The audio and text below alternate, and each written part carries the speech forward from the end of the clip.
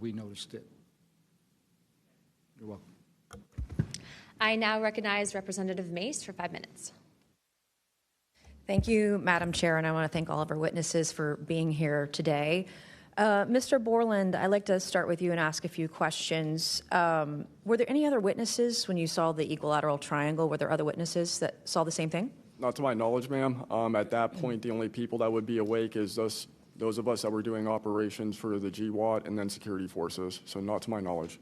And do you think that, in your opinion, that the equilateral triangle was the U.S. government's technology? I did once upon a time, but knowing what I know now, I'll have to answer that question in a skiff, probably. Well, my next question is, you teased us, so knowing what you know now means what? I know enough to know that if you want an answer to that question, go to aaro. They have the answer. Do you think it was a foreign government? I do not, no. And aaro is supposed to be disclosing. The last time I was in a skiff with aaro, they said they were going to be doing disclosures. Had they been doing much of that? I don't have an answer to you you.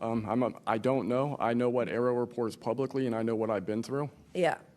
And some of this stuff can be, I think, debunked, right? Sometimes there are weather balloons that look kind of a little funky, or drones or whatever, depending on the angle, direction, speed, et cetera. Are you scared for your safety? That's a complicated question. So being here today, if I say the wrong word, technically I can be charged with espionage. Espionage is a death penalty. Whistleblowers have faced it. John Kiriakou, for example. I am not scared for my physical safety in the sense of an agency or company coming to kill me, but I have no job. My career has been tarnished. You know, I'm unemployed, living off of unemployment for the next 3-4 weeks until that's gone. So it's a complicated question. Have there been stories leaked about your life to try to discredit you in the public eye? As of now, I don't know. We know they did that to Mr. Grush. I am aware. Yes, ma'am. They leaked his private medical information, horrific things. It is. Okay, you said in your testimony earlier with the chairwoman, you know other things. I guess that has to be mentioned in a skiff. It would. The other things. It would, pending I'm even legally allowed to speak on, and the people in the room are even legally allowed to hear it.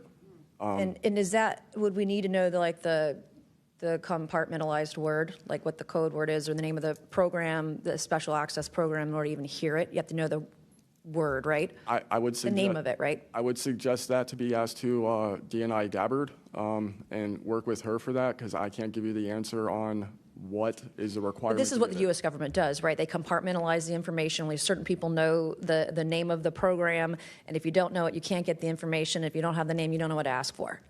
Even when we're reviewing the budget, we go into a skiff, we look at DOD budget and the budget of like black box programs, and we don't know what we're looking at because we don't know what these programs are. Is it a way for the government to hide from Congress what's really going on and where the money's going? In my opinion, absolutely, yes. You mentioned, too, in your testimony earlier that, quote, you went to speak with the government and they said somebody's name, a colleague's name, and you said they shouldn't have mentioned that staff person's name. What does that mean? A Senate staffer who is the one who helped me get to aaro recommended me I go there, gave me the email and the phone number because I could not find that information at all at the time. In fact, I believe you guys have talked about how aaro didn't even have a website for quite a period of time. We were told they were going to do disclosures, both what they've debunked, because some of it can be debunked, and then what they haven't been able to debunk. And to my knowledge, it hasn't been a thing. I only have 1 minute left, so Mr. Knapp, we are definitely going to watch every documentary. You guys have you and Jeremy have done a terrific job. I usually have more questions than I have answers. I think we all do, and you guys are doing a terrific job to bring information to the public. Do you think that any of this is a psyop by the U.S. government? Entirely possible. I mean, our government and other governments have admitted that they've tried to use UFOs to cover secret projects. But I think they also do some reverse engineering of those claims. So years after people start seeing UFOs over Area 51, for example, they come up with the story, oh, yeah, that was, we planted that story. So I read in a major newspaper just a couple of weeks ago They planted this story. An Air Force colonel went out into the desert, went to a bar at Rachel, and gave them some fake UFO photos, and that's how the whole story about Area 51 started, which is preposterous. Yeah, and I didn't even get to the crash retrieval program stuff yet, Ms. Chairwoman.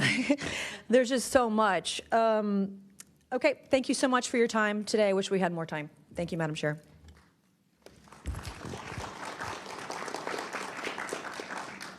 I now recognize Ms. Crockett for 5 minutes. Thank you so much, Madam Chair, and thank you so much to each of the witnesses that have come before us today. The federal government has had a long-standing overclassification issue in general. We all know that, from the assassinations of MLK and Malcolm X to the COINTELPRO and torture programs to now UAPs. The federal government has kept the American public in the dark about issues of immense public interest. The federal government has routinely made excuses for failing to provide transparency to the public, the most common of which is national security concerns.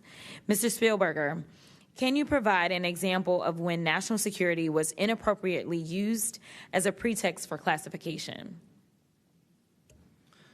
Congresswoman, probably one of the most infamous examples of that is the 9/11 Commission that found that overclassification was a key factor in the failure to adequately prevent the attacks of that day.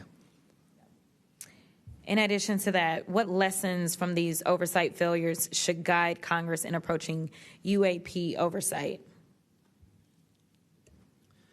Generally speaking, we would advise this Congress to ensure that agencies adopt a general policy in favor of disclosure instead of a knee-jerk needing to overclassify information and documents. We should ensure that when information is classified or deemed sensitive, it's only for legitimate national security and privacy concerns. And we would recommend adding additional factors to the considerations of cost, value, and certainly to the extent that it's critical for the public interest and the public's right to know, especially when we are talking about these very serious national security concerns and implications. Can you speak to how whistleblowers have historically helped Congress uncover the truth in other areas and how that might apply here? Absolutely. So again, Congress has always relied on whistleblowers coming forward and making disclosures in a number of different issues across different agencies, anything from national security to airline safety, railway safety, environmental concerns, workplace health and safety, a lot of issues coming out of the COVID pandemic, for example.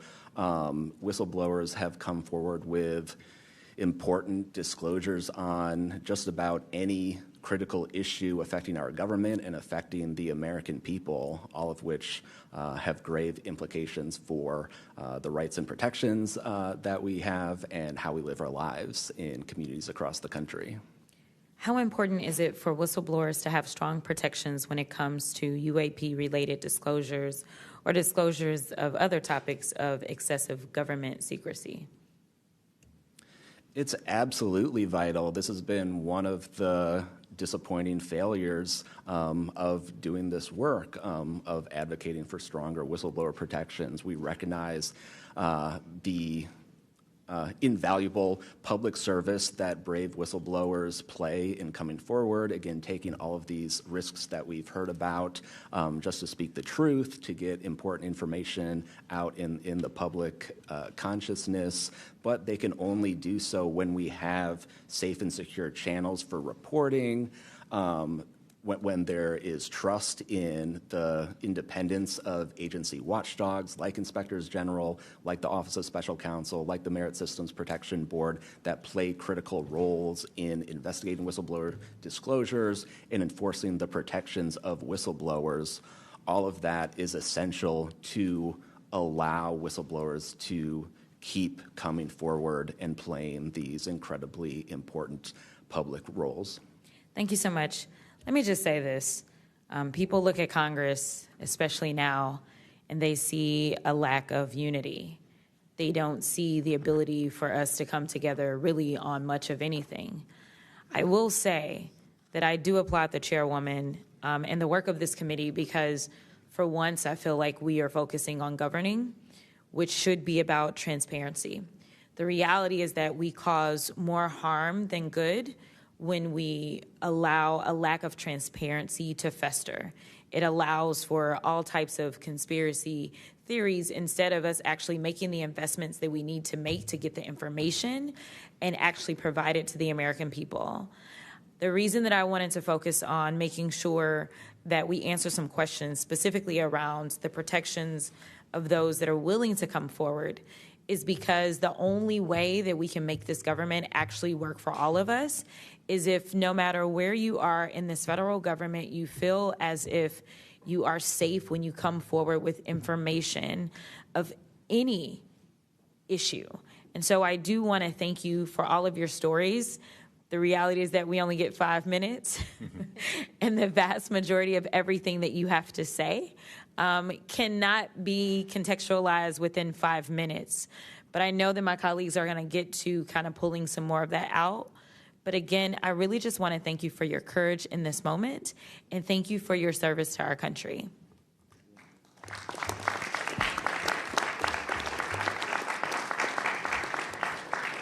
I now recognize Mr. Burchett from Tennessee for 5 minutes.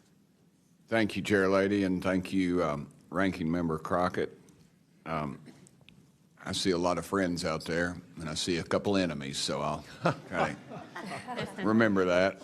But it's a pleasure being here. I want to remind people, too, this thing is an ongoing deal. We're not going to get this overnight. We've been fighting this battle, some of y'all, for 30 years and maybe longer. I hope we just keep focused on what we're trying to get to is total disclosure. We get a little wrapped up in a lot of things, but the government has something, and they need to turn it over to us. We pay their dadgum salary, you pay our salary, and you ought to get more out of us than you do. And that's what disgusts me about this whole thing. I think they're just trying to run the clock out on us, really. They'll poke us a little, and they'll make jokes to us and try to pull us off the target, but I think we know where we're at, and that's why they're firing at us, because we are over the target. My first question is, Mr. Knapp, I recently introduced the UAP Whistleblower Protection Act to help provide whistleblower protection to federal personnel for disclosing the use of federal taxpayer funds to investigate UFOs. I still don't want to say UAPs. How can Congress further increase whistleblower protections?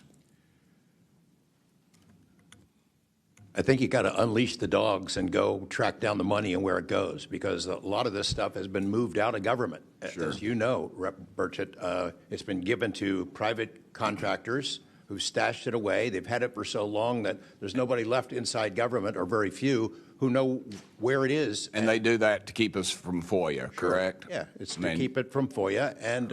And I think that the contractors who've had this stuff for a very long time set their own standards about who is allowed to know what. And it's a very small group that ever cracks that. I think Representative Luna has been looking at the use of classifications to hide things. I'm not sure that even this committee getting security clearances that should allow you to see this stuff would allow you to follow where it really goes. I worry about the people that are looking at it and don't even know what they're looking at. I mean, it's gone through so many, since Roswell, for instance. I mean, you think there's nobody even alive that was around any of that stuff. Yeah, so. I don't think they've made much progress from the people that I've talked to. I don't think they've made much progress in learning that technology. Might have made some, but you wonder, the implication is tic-tac. Oh, yeah, that's ours. What flew over Washington, D.C. in '52, is that ours too? When are you going to break that out? You guys authorized tens of billions, hundreds of billions of dollars on weapon systems that can't do half of what we've seen UFOs do. So when do they break this out if it's really a classified project could change the world? I don't think they've made much progress, and I think they've been lying to us and to you and the rest of the world, and they're still doing it. Yes, sir, I agree with you. How did you manage to obtain the classified Russian UAP documents, and how did you get them back in the United States? Well, I met this Russian physicist who was in the United States lecturing. And I want to clarify that. I can't even take a thing of honey home on my airplane when I fly back to Tennessee. Yeah, so I did something pretty dumb. And I'm bitter about it, but go ahead. I did something kind of dumb. I met with these officials who, during that time period, glasnost, perestroika, the Russians were trying to open up to the world, and I saw it as a window of opportunity, and it was. And we were able to talk these folks into providing us information that otherwise we would never have seen. Some of that was classified. I found out that they only stamped the top pages of these documents that were classified, so I just removed them. I removed those pages, and I carried them out. And if they'd caught me, I'd be in a gulag still. Yeah. We'd be saying, what happened to George Knapp? Oh, yeah. What happened to the Russians that came forward to you in 1993, and were there any repercussions for them? Well, there were. The first thing that happened when I talked about this after getting back and going through the files and things and sifting through it, the Russian physicist who had helped us introduced all these people wrote back and said there was a huge eruption, that there was the real right, far autocratic forces that wanted a return of the USSR had really go after these guys. They described them as traitors. Nikolai Kapranov, the physicist friend of mine, said, look, if this had happened 5 years earlier, we would be in prison. If it had happened 10 years earlier, we would have been shot.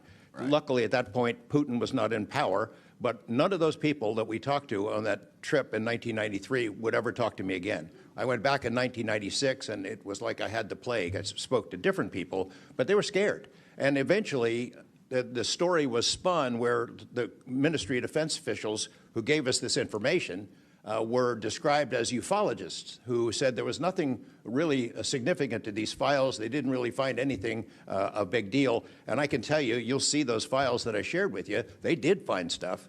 There was an incident in October of 1982 over an ICBM base where UFOs popped up, was observed over this base where the missiles are pointed at us, United States.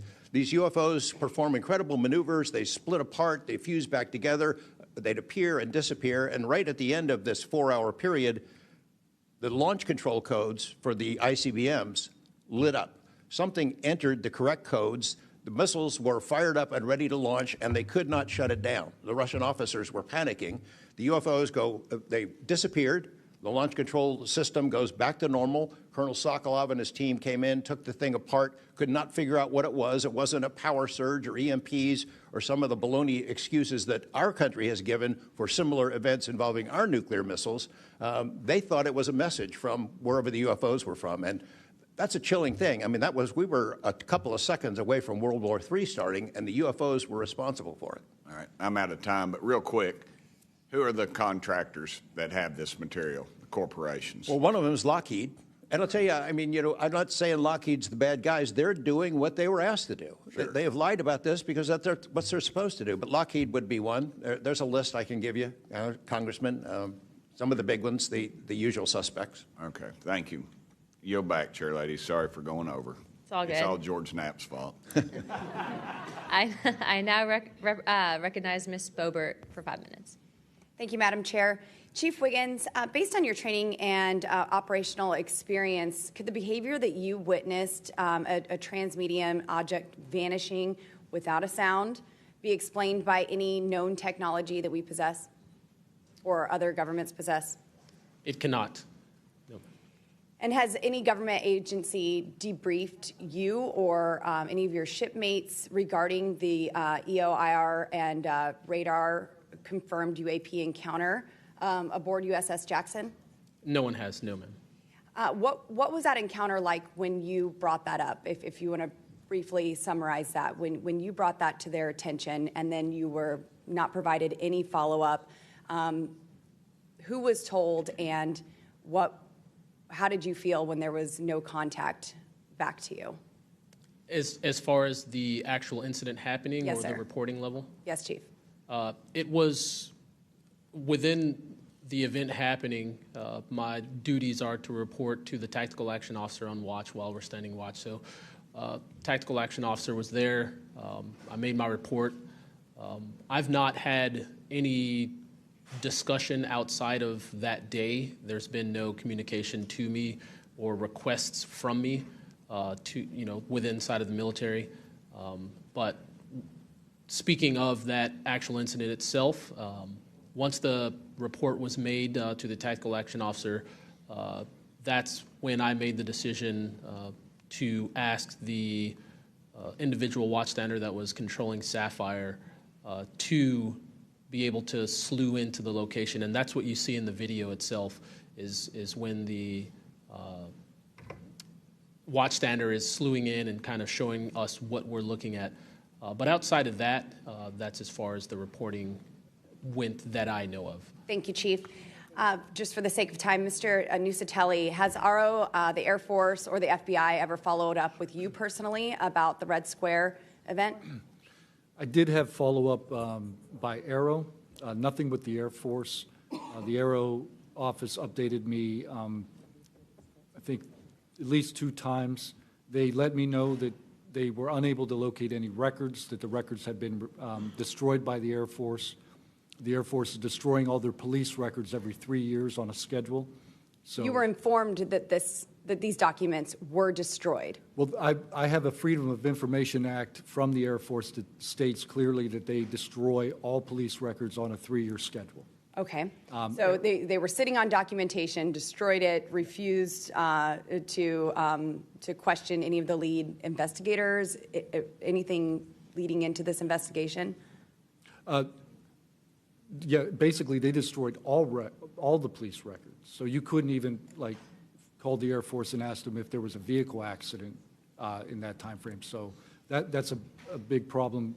We're losing data in real time. So we'll never be able to go back and track. I think our federal government has a history of destroying records. Thank you very much, Mr. Nusatelli. Dr. Borland, as a geospatial intelligence officer, have you seen classified data indicating UAPs operate in restricted U.S. airspace, and has that information been withheld from Congress? I have not in U.S. airspace. That is intelligence oversight, so I did not have domestic authorities. After filing your Inspector General complaint over retaliation inside the Pentagon's UAP office, did you receive any kind of protection or just more retaliation? Within the IG or aaro, ma'am? Either. Aaro, they went after the staff member and classified everything, shut that down. The IG, to this day, I don't even know if my complaint's active. I know my attorney that represented me was very, very, very concerned. And the best of my understanding, I was determined credible, not urgent. And do you think that experience would suggest that the internal UAP investigations may be compromised? Possibly. I mean, it's so hard because this goes back to people doing the job they're told to do, and very few people are going to want to give up their careers, 20, 30-year pension, get rid of their kids' health care, get rid of their house. It's possible, yes. Yes. Thank you very much, Dr. Borland. Mr. Spielberger, do national security whistleblowers currently have any external appeals processes to challenge retaliation, or are they just stuck relying on the same agencies that they're accusing?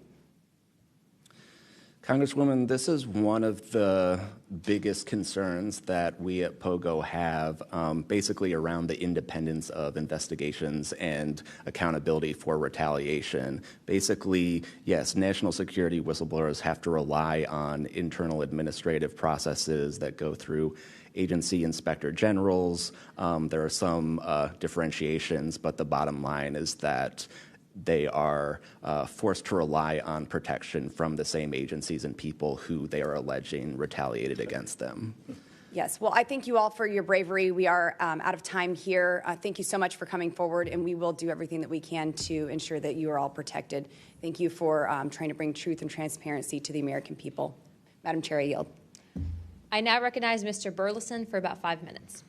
Thank you, everyone. It takes such great courage to come forward, and we acknowledge that, and I hope that you see that we are taking that seriously. And so very thankful for what you're doing today. I'm also very thankful for previous witnesses that have come forward. I see Matthew Brown in the audience. He courageously stepped forward and was as a witness.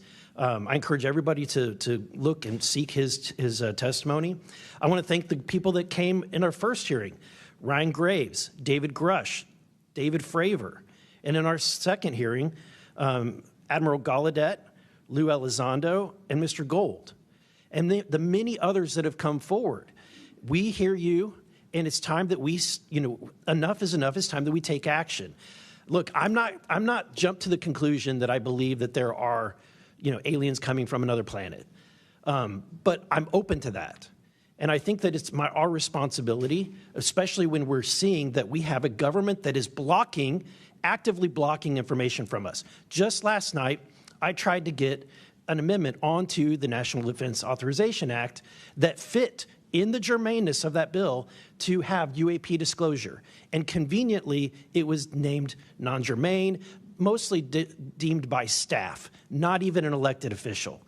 This is the kind of stuff that we repeatedly see. Last year, we were blocked by someone in House administration from being able to receive a full briefing from aaro. So not an elected official, but someone in staff blocked us. And I've had it. Enough is enough. I want to cue up a video that I've been given. And as before it starts, I'm going to describe. This was taken October 30th of 2024. This video is of an MQ-9 drone tracking an orb, or this object, off the coast of Yemen. You'll see that another MQ-9 launched a Hellfire missile.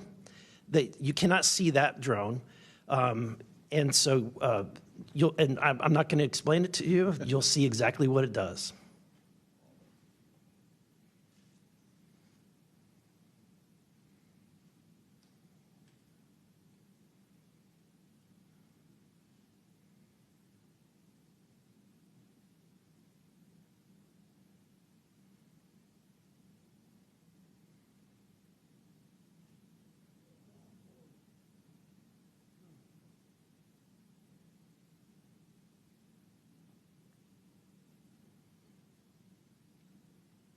This is when it zoomed out, so you can still see it traveling.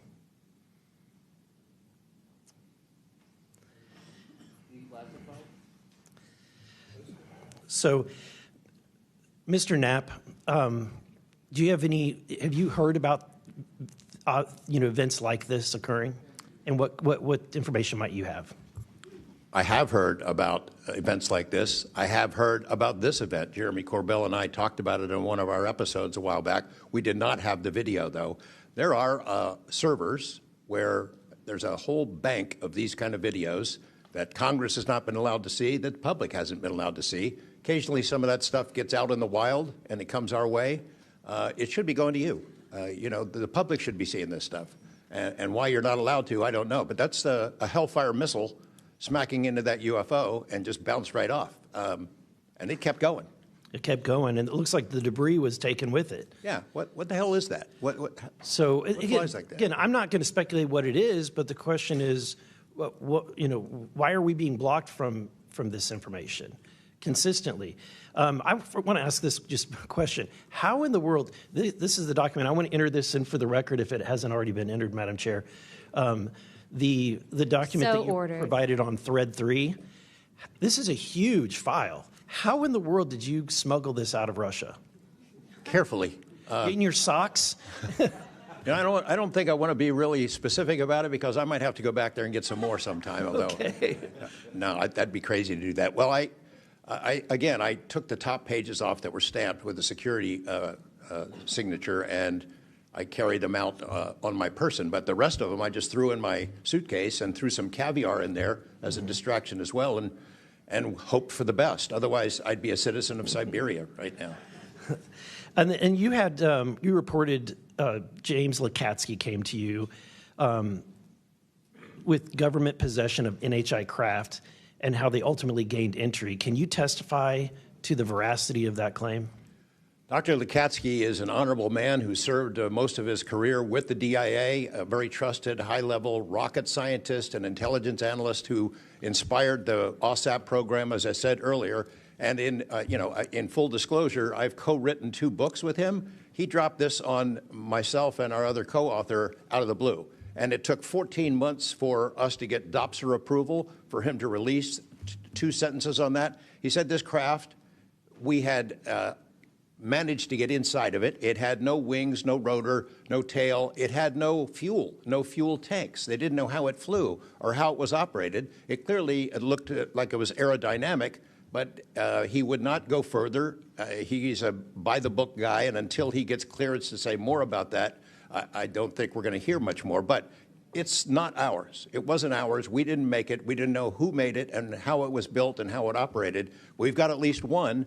And I don't know, I think that's enough confirmation that we do have recovered discs and materials. Lastly, Mr. Borland, in the classified realm, have you been exposed to undeniable confirmation of NHI technology? And then my second question is Base Systems involved in any way with reverse engineering exploitation of non-human intelligence craft? Yeah, we're gonna have to have a conversation this Skip for that. Whether I'm legally even allowed to answer that, and whether you're even allowed to hear it, sir. Okay. Again, you can sense our frustration. And so I just want to thank you for coming forward. We will continue to fight because, look, this is about making sure that this government belongs to the people and restoring the republic the way it was intended to be. Madam Chair, I also have further witnesses of courageous individuals. It was given to me by Dr. Stephen Greer, including Michael Herrera and his testimony.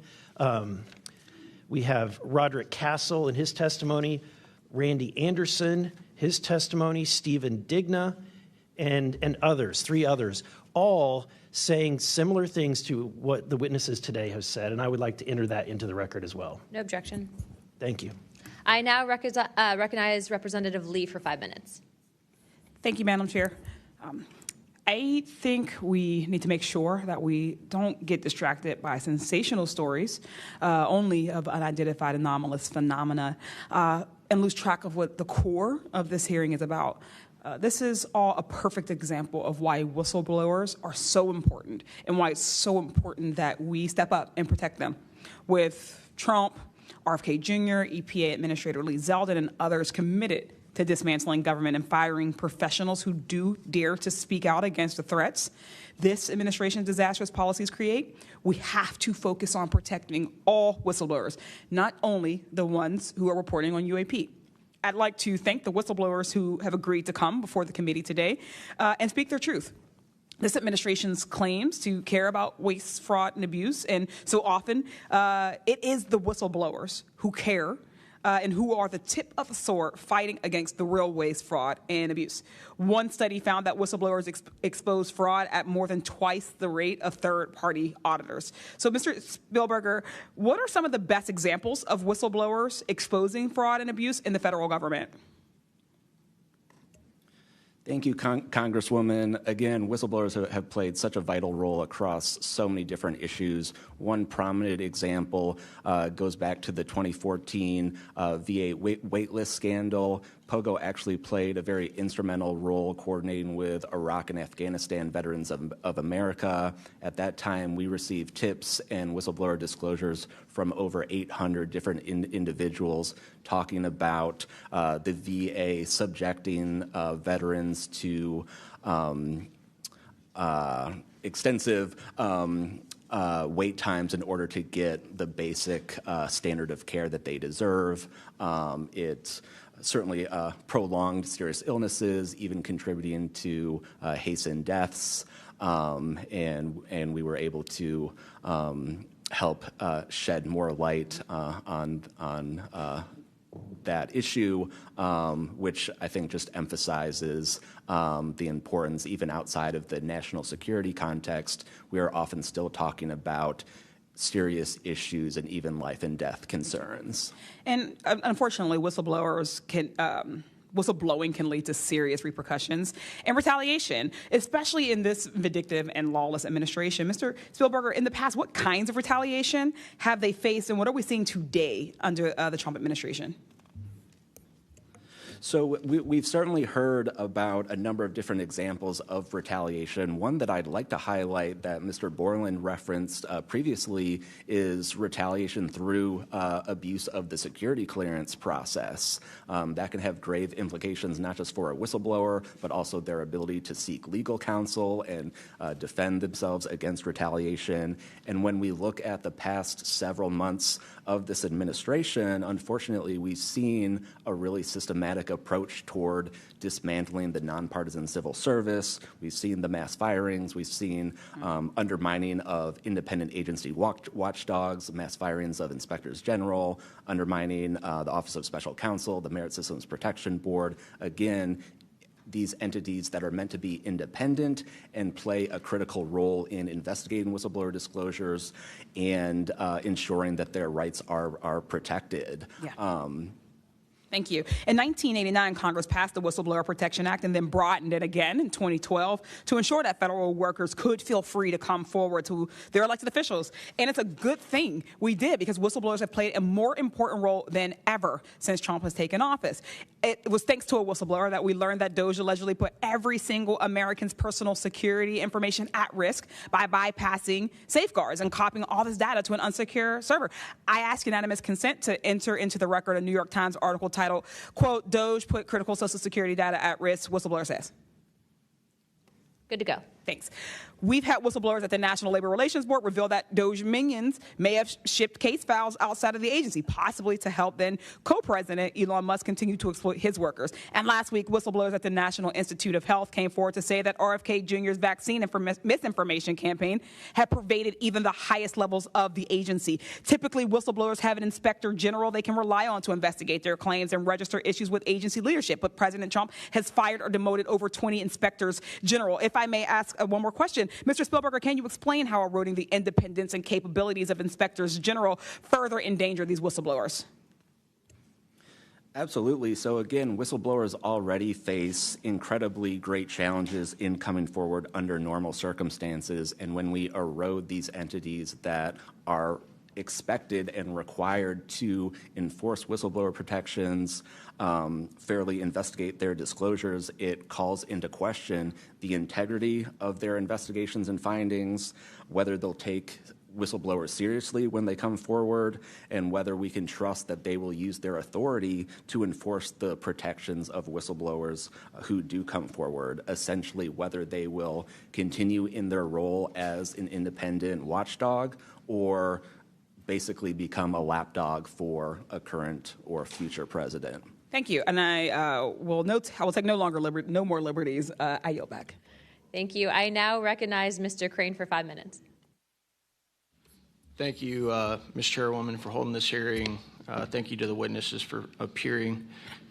In the effort of transparency here, I got to admit to the witnesses that, growing up, I really never believed in UFOs or any of this stuff. I always thought it was a little kooky and whatnot. But, after hearing, your testimony from honorable service members, watching videos like my colleague, Mr. Burleson, just presented, I got to admit, I've become a believer.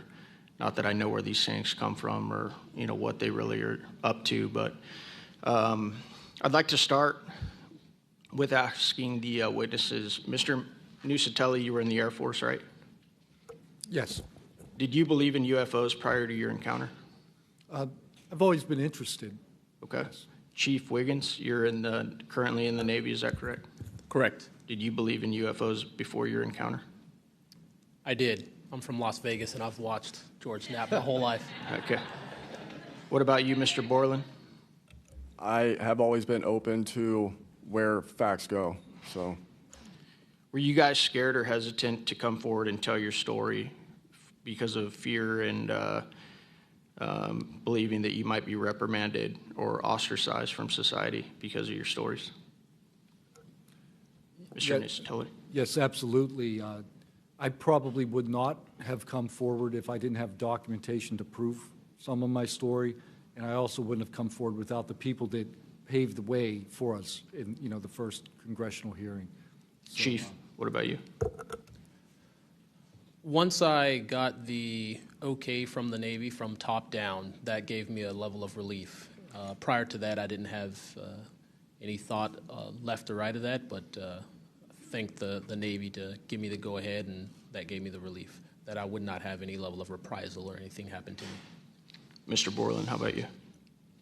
Absolutely. I mean, after I went through everything, it was pretty clear that I caused a major issue in the executive branch, so I did what I was supposed to do. And that's why I haven't spoken publicly. That's why I'm happy to be here. This is how I wanted this to be done in regards to me. Mr. Borland, why do you think that you faced reprimand and discipline for your effort to come forward and be transparent about what you saw? About what I saw is the reason why I got into what I know and has been disclosed to aaro and the IG. And I think that information, well, it was labeled an extremely sensitive national security issue. Thank you. Mr. Knapp, I've watched many of your videos on Joe Rogan and other places. One of the big questions, I think, for many of us is why do you believe that the federal government refuses to be transparent about this issue? I think there's probably multiple reasons. At the start, when these things first started invading our skies in large numbers, we were scared. It was right after World War II, and we didn't know what they were, and they didn't want to panic the public, and that was probably a good call. Over time, I think the lying sort of became institutionalized, you know. Flights over Washington, D.C. in 1952, they're seen, they're captured on radar, jets are chased after these objects, and then we get an explanation it was a temperature inversion. And those kind of lies have been told for a long time. What was told to me by an investigator from Congress, a guy named Richard D'Amato, who was sent after this story by Robert Byrd and Harry Reid. He came out to Nevada, tried to get into Area 51, did get in there, looked around, talked to people, trying to get to the bottom of it. He believed that this program, reverse engineering, et cetera, was inside, had been moved inside these corporations. And he said, when this comes out, people are going to go to prison. And he meant people who were basically misusing legitimate national security funds, tens of billions of dollars, in order to keep this cover-up going. I also believe there's a legitimate reason for the cover-up in that there is undeniable connection of national security involved in this technology. If we are racing for it to master that technology against the Russians and the Chinese, which is what I have been told by Senator Reid and many others, then it is a race that's critical to our survival. There could be a form of disclosure, I think. Yes, it's real, it's from somewhere else, without revealing all the details that would allow someone else to have an advantage in the race for this technology. Thank you. Finally, I'd like to enter into the testimony a letter I sent to the DoD regarding the case of Major David Charles Grush, a UAP whistleblower who's been extremely helpful to this committee. Unfortunately, due to his participation in the disclosure of UAP, he suffered reprisal like the removal of his clearance, denial of promotion, and loss of medical retirement. I wrote the DoD on July 24th, 2025, on behalf of Major Grush, and I'm still waiting for a reply. I appreciate any help the committee can offer to get a response. Thank you. I yield back. Without objection, we'll be following up with the DoD after this hearing. Thank you, Representative Crane. I'd next like to recognize Representative Gill for 5 minutes. Thank you, Chairwoman Luna, for holding this hearing, and I'd like to yield a minute of my time to you. Perfect. My first question is to Mr. Knapp. Mr. Knapp, how do we know that the files that you obtained from the former Soviet government are not BS and just given to you as a disinformation campaign against the U.S. government? Yeah, it's a good question. So I shared some of them with the Senate Intelligence Committee when I first got back because that was requested by the Russians who shared some of that information with me. Secondly, I gave all of that material to the DIA through BASS, the OSAP program. Sorry for the acronyms. Can you name names real quick? Sorry. At BASS or OSAP? Who did you give them to directly? I gave them to Robert Bigelow and to Jim Lukatsky. And they hired a whole team to go through them and retranslate them and analyze it, and they created a structure of how the UFO programs in the USSR and Russia were put together. They said they were real. The other person who said they were real is David Grush. Noted. Thank you. Representative Gill. Yep. And thank you. I'd like to yield the remainder of my time to Eric Burleson. Thank you, Representative Gill. Mr. Wiggins, Chief Wiggins, in your view, what mechanisms, such as internal protocols, witness debriefings, or cross-agency documentation, should be better established in order to ensure that such a credible sighting, like the one that you have given, are preserved and made available to oversight bodies like this? Thank you, sir. As a active duty Navy member, we our mission is to carry out the ship's mission or the command's mission.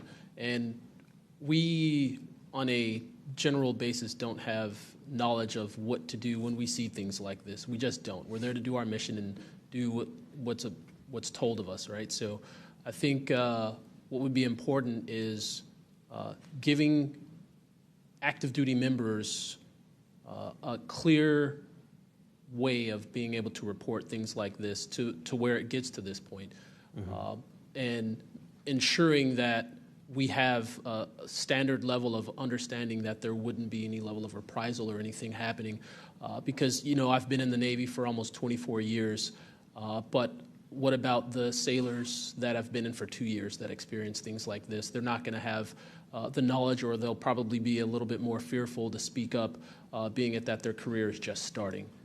Yeah, I want to commend you. You're the first witness to come forward that is currently serving, and it's recognized. And so I thank you. And your testimony is unbelievable. Let me ask this question: are you familiar with the Witness Protection Act that Representative Burchett has filed? I'm not too familiar, sir. Anyone on the committee familiar with it? It's fantastic. It's the language that we need. It's language that will protect whistleblowers from any kind of reprisal, and yet it's again and again blocked by this body in some way. Many a times it's being blocked not by elected officials but by staff behind the scenes.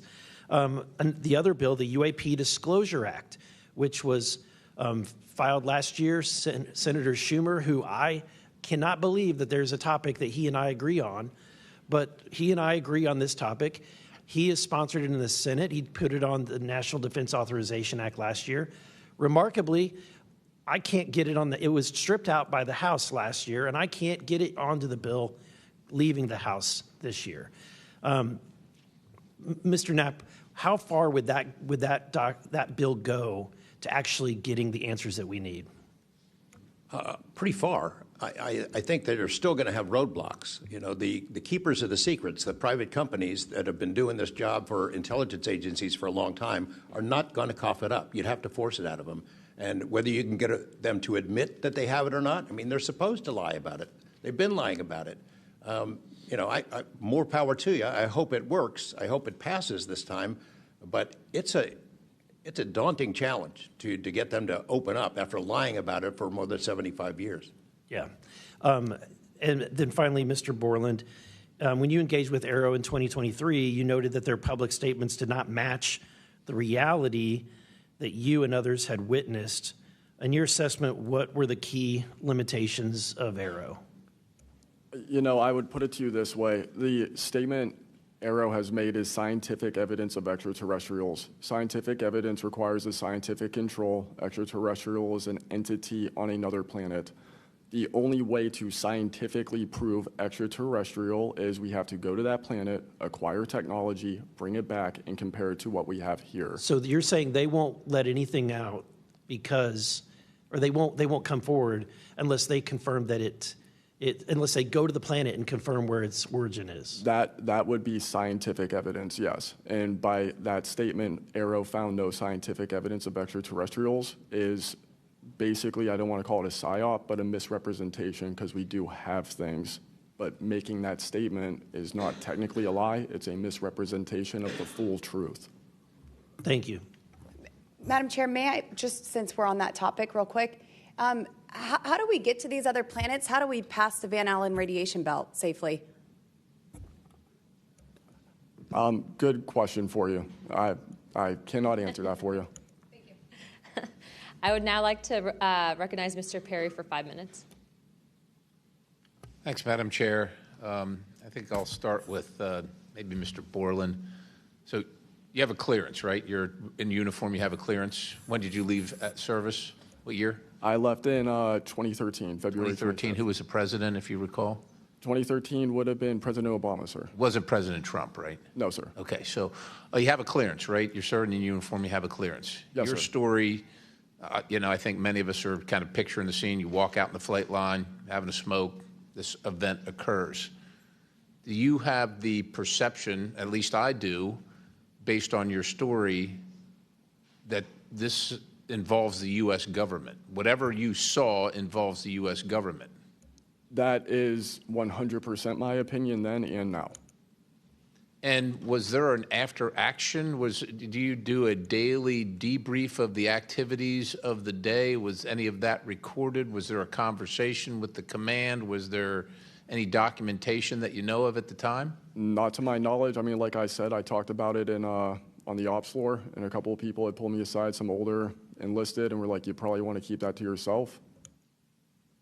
So did you get the impression that they knew what you were talking about, just didn't want you to harm your career or seem crazy, or that they didn't really witness? Did you know anybody else that witnessed what you saw?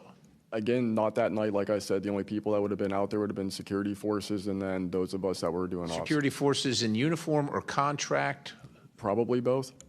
Did you talk to them? Did anybody talk to them in an after action? Not to my knowledge, sir. Was there any interest in the command to determine and verify what you saw? Not to my knowledge, sir. It's unfortunate. Chief Wiggins, thank you for your service. Gentlemen, thanks all of you for your courage to be here. Your story's a little bit different. Sounds like it, well, for both of you guys, and also Mr. Nusatelli, if this were sanctioned by the U.S. government, even though you have a clearance, but it's classified above the clearance level, do you see any reason why they would allow you access, being present, viewing it, hearing it, you know, being around it? Like, what is this, an accident? Like, does the U.S. government make these kind of accidents? They make accidents, mistakes like this? Like, we're doing this test of this new system, and we forgot these guys were standing here. Does that sound like something that the U.S. government would do? No, sir. Some of the launches we were doing were like $5 billion projects that had taken like 10 years to develop the technology. And these objects were coming right up to the launch pad. So any kind of mistake, I mean, it could cause a catastrophe. Right. So it's very confusing why these objects would be operating in and around our bases or during training exercises. So it would lend you to believe that the U.S. government had nothing to do with whatever it is you saw. Correct. They wouldn't want it there because it would potentially interrupt the proceedings at the time. Was there an after action? Was there a discussion by your command? Was there an investigation? It's pretty significant activities that you were involved in. Was there an investigation that you know of? We conducted investigations in real time. Right. And we document all the evidence. But as far as anything from higher up, I don't know if there was an investigation done. No information came down on what we should do. Were you ever interviewed at someone else's request? About that incident? Yeah, about the incident. I don't believe so. Do you think you find that odd? If something happens, you're around multi-million, maybe billion-dollar operations and launches of national security interests, very sensitive. There's an anomaly in the operation. The only person witnessed it, saw a UAP at Vandenberg at that time frame, that was interviewed was the one that witnessed the thing land. Why wouldn't, well, I don't know why I'm asking you, but it seems to me that we would want to interview everybody associated, even not associated, to find out if they were associated. Chief Wiggins, how about you? Was there an investigation? Was there an after action? Was there documentation on the incident that you were privy to? No, sir, not that I know of. And in my previous experience as an operations specialist, all operations that I've been a part of have been deliberate. So yeah, they're and deliberate operations. After the operations, you conduct an after-action review, or that's what the Army calls it. I don't know what I imagine the Navy has something similar to determine your weaknesses, your successes. Do you do that in regard to this incident? No, sir. The Navy calls it after-action reports, and not to my knowledge was there an after-action report of this incident, sir. It's unfortunate. Thank you, Chair. I yield. I now recognize Mr. Biggs for 5 minutes. Thank you, Madam Chair. Thank you to the witnesses for being here today. I'll tell you that today's testimony should alarm every American, no matter their views on UAPs. This isn't simply about UAPs. It's about government integrity, responsible use of taxpayer funds, and Congress's constitutional duty to oversee the executive branch. We've heard evidence of critical information hidden in special access programs, off limits to virtually every elected representative, and certainly to the public. Credible witnesses report retaliation for speaking out. These are clear attempts to silence those who are exposing the truth. We must protect the whistleblowers. And decades of government disinformation have eviscerated public trust. So this isn't a partisan matter. It's a constitutional matter. And when you talk about the VAs, Mr. Spielberger, and all the problems that they had, the hub of that was Phoenix. And they went after the whistleblowers there. And that was under the Obama administration. So it doesn't matter which administration, which party, both parties have got to come clean, particularly on this. So if the government thinks it can hide the truth and punish those who speak out, Congress has to keep pushing until the facts, whatever they are, wherever they lead, come to light. I'm going to go to you, Mr. Knapp, first. You've interviewed numerous UAP whistleblowers over the years. The question is, how do you verify their claims before deciding they're credible enough to report on? It's a combination of factors. First, you check their credentials. Did they really serve where they said they did, and did they work where they said they did? Are there any other witnesses? Is there visual proof, film, footage, things of that sort? You ask the people around them that know them, that used to work with them, if they're credible people. That's one way. You know, I think about aaro, the organization that this body created to deal with witnesses and whistleblowers. I hope I'm not taking too much of your time here, but they invited people to come forward, service members who knew, saw things and had experiences. And I can tell you that the people that I have talked to who went through that are deeply disappointed. There was a guy named Bob Jacobs who was a lieutenant attached to Vandenberg in 1964. His unit would record missile tests. They recorded all of them. On one of these particular tests, a UFO comes out of nowhere, zaps what looks like a laser beam at what would have been a nuclear dummy, a nuclear weapon, and disabled it. And he is called into the commander's office. Two guys in suits clip that film footage out that shows the UFO, and he's ordered to never talk about it. He comes forward to aaro. He heeds the call, thinking he's doing his duty as an American to tell that story, and they completely dismissed him. They made up a story that they had tracked down the original footage, and there was nothing like that in it. Well, there was no original footage. It had been taken away the day the footage was recorded. He's deeply disappointed. People like Bob Salas, who had worked at a nuclear ICBM base, who saw UFOs flying over the base, and these missile silos were taken down. He went to aaro, too, and was completely disregarded.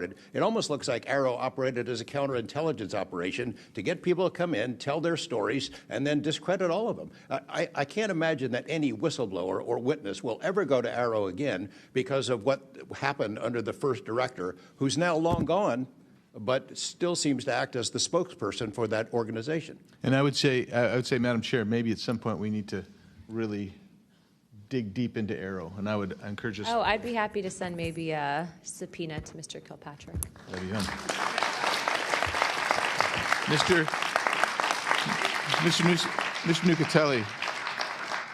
Nucatelli, you've testified that official Air Force records of the Red Square incident are now held by aaro and the FBI.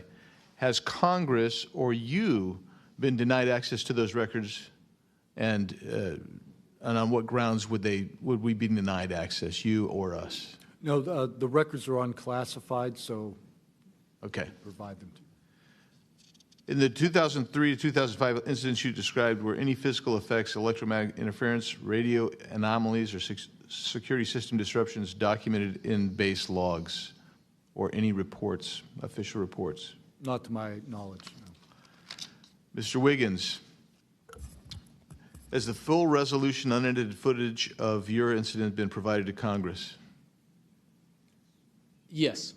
Okay. Were you or your crew ever instructed formally or informally not to document or discuss the event? Ever? No. Good.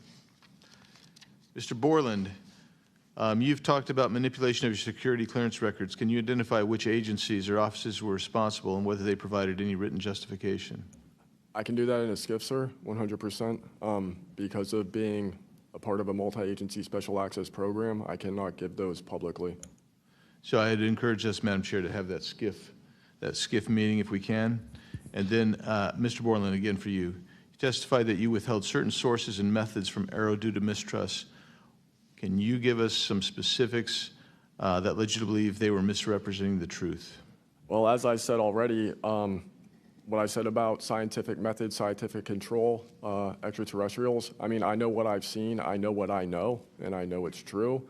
So any agency that's going to go public and try and manipulate the public perception of this subject in such a way that is negative when I know the truth about it is why I had extreme reservations with it, and also what I've been through and other whistleblowers and people in the know about this subject have been through. So, Madam Chair, thank you for letting me wave on. I think the key thing there you talked about was manipulation of message, manipulation of narrative. That is really the problem with this entire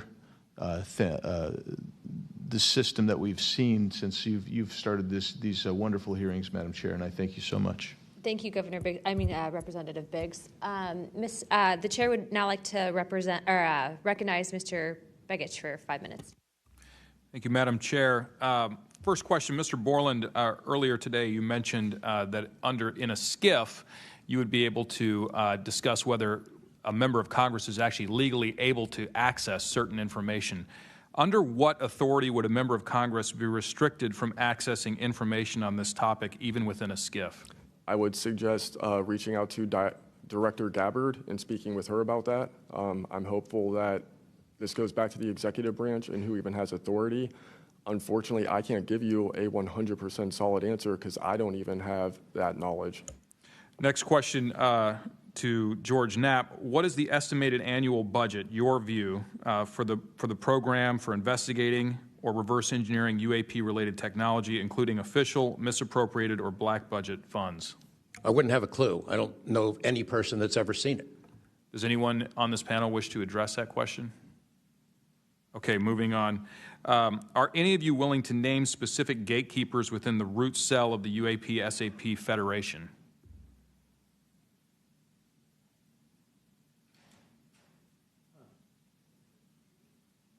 You mean specific people and contractors that have dealt with us and kept the secret? Specific individuals.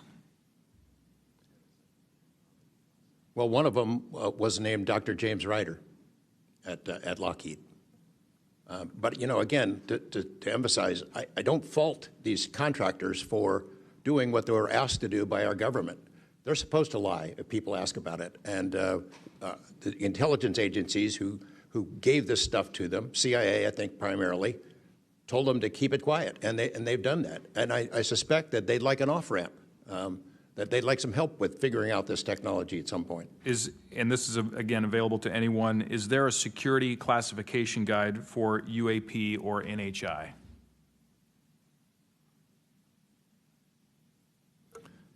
I remember in the 2003 or 2023 hearing, it was stated that all UAP-related material is classified secret or above. I have a name for you. Go ahead. Glenn Gaffney, CIA. Glenn Gaffney, CIA. Another question for you, Mr. Knapp. What is, in your view, having investigated this issue for so many years, what is the long game with respect to disclosure of this information to the public?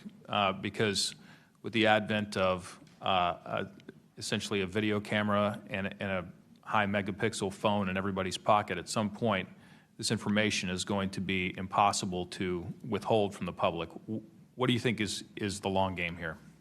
Well, the secret's out. I mean, how many videos have there been already? You know, videos that are leaked from within the military and intelligence agencies and contractors and sensor platforms. It's out there.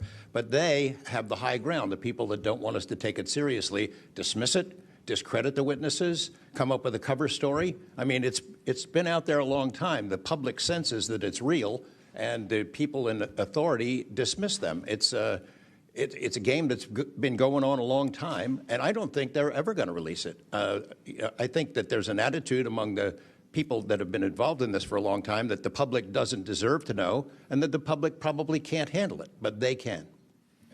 Final question, again, this one's open to anyone who'd like to answer it. Describe your understanding of the org chart or lines of control within the executive branch with respect to these topics.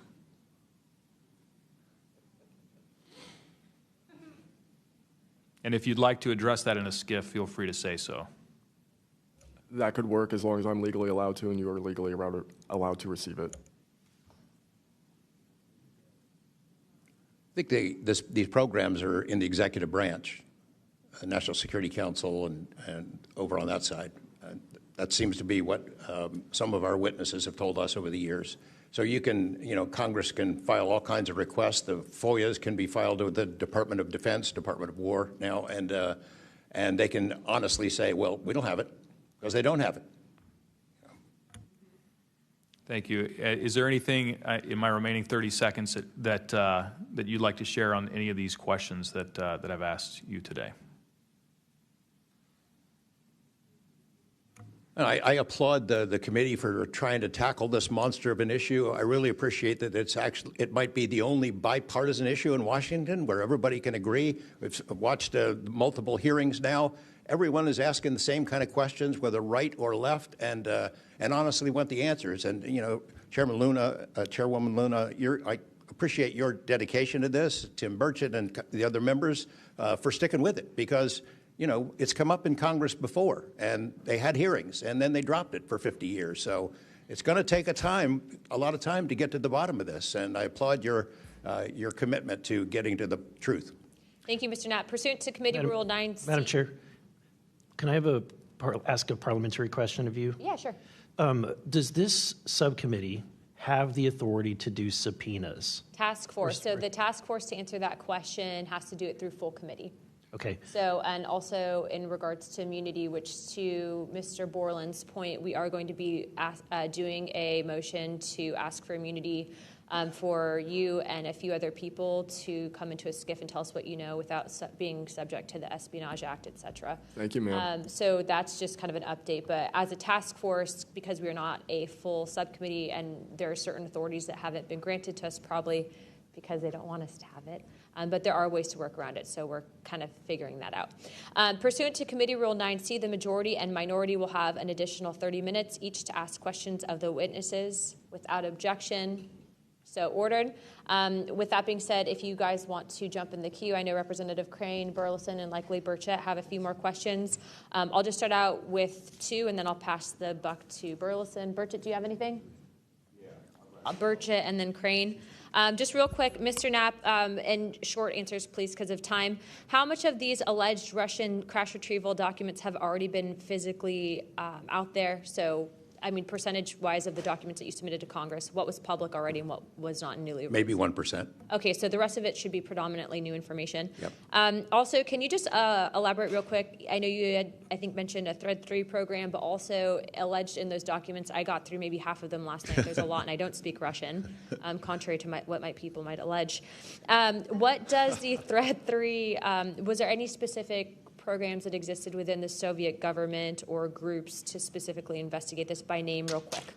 It's a number. There's a number in those documents I gave you. There was a larger program that actually had 3 sub-programs that was, Thread 3 was the name I got, and then the DIA guys who looked at it figured out there was a much larger organization.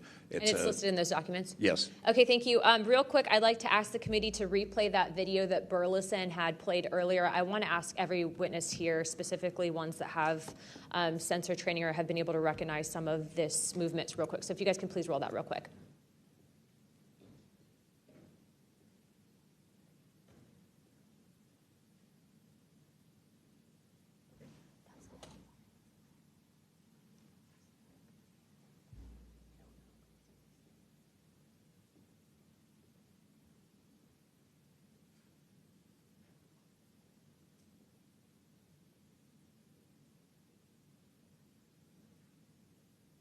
Okay, while this is still rolling, Mr. Nusatelli, real quick yes or no answers. Are you aware of anything in the government, United States government arsenal that can split a Hellfire missile like this? No. And do whatever blob thing it did and then keep going? Nothing? Nothing. All right, how about you, Chief Wiggins? Nothing to my knowledge, ma'am. Okay, and how about you, Mr. Borland? I prefer to answer that in a skiff. Okay, does this video scare you guys? Yes or no? Yes. Wiggins? Yes. Nat? I had a different reaction. I was really happy that it got out. thanks for providing that, Curiosity kills the Congressman. cat. All right, Mr. Moreland? Yes, for Okay. All right, that is the end of my questioning. I'd like to now recognize Mr. Crane. Thank you. Chief, I was on a ship for a little bit. I was a gunner's mate on the USS Gettysburg for a couple of years. My question to you is, when you had your encounter and you saw it on the screen, you were in the CIC, is that correct? That's correct. On an LCS ship, the CIC is on the bridge, so it's called ICC-1, but yes, same. Did a bunch of the other folks in the CIC come and check out what you were looking at? Yes, we all did. The tactical action officer, myself, the RCO, and two others that were on watch. We were all in the same space, so we were all looking at the Sapphire screen all at the same time. Because in the other couple instances with the witnesses, you guys just saw it by yourself. Is that correct? Mr. Borland, you saw it by yourself? For me, yes, sir. Mr. Nusatelli, you saw this by yourself? No, there were multiple witnesses in every case at Vandenberg. Okay. So, Chief, did that spread like wildfire throughout the ship in the next day or two, what you guys had seen?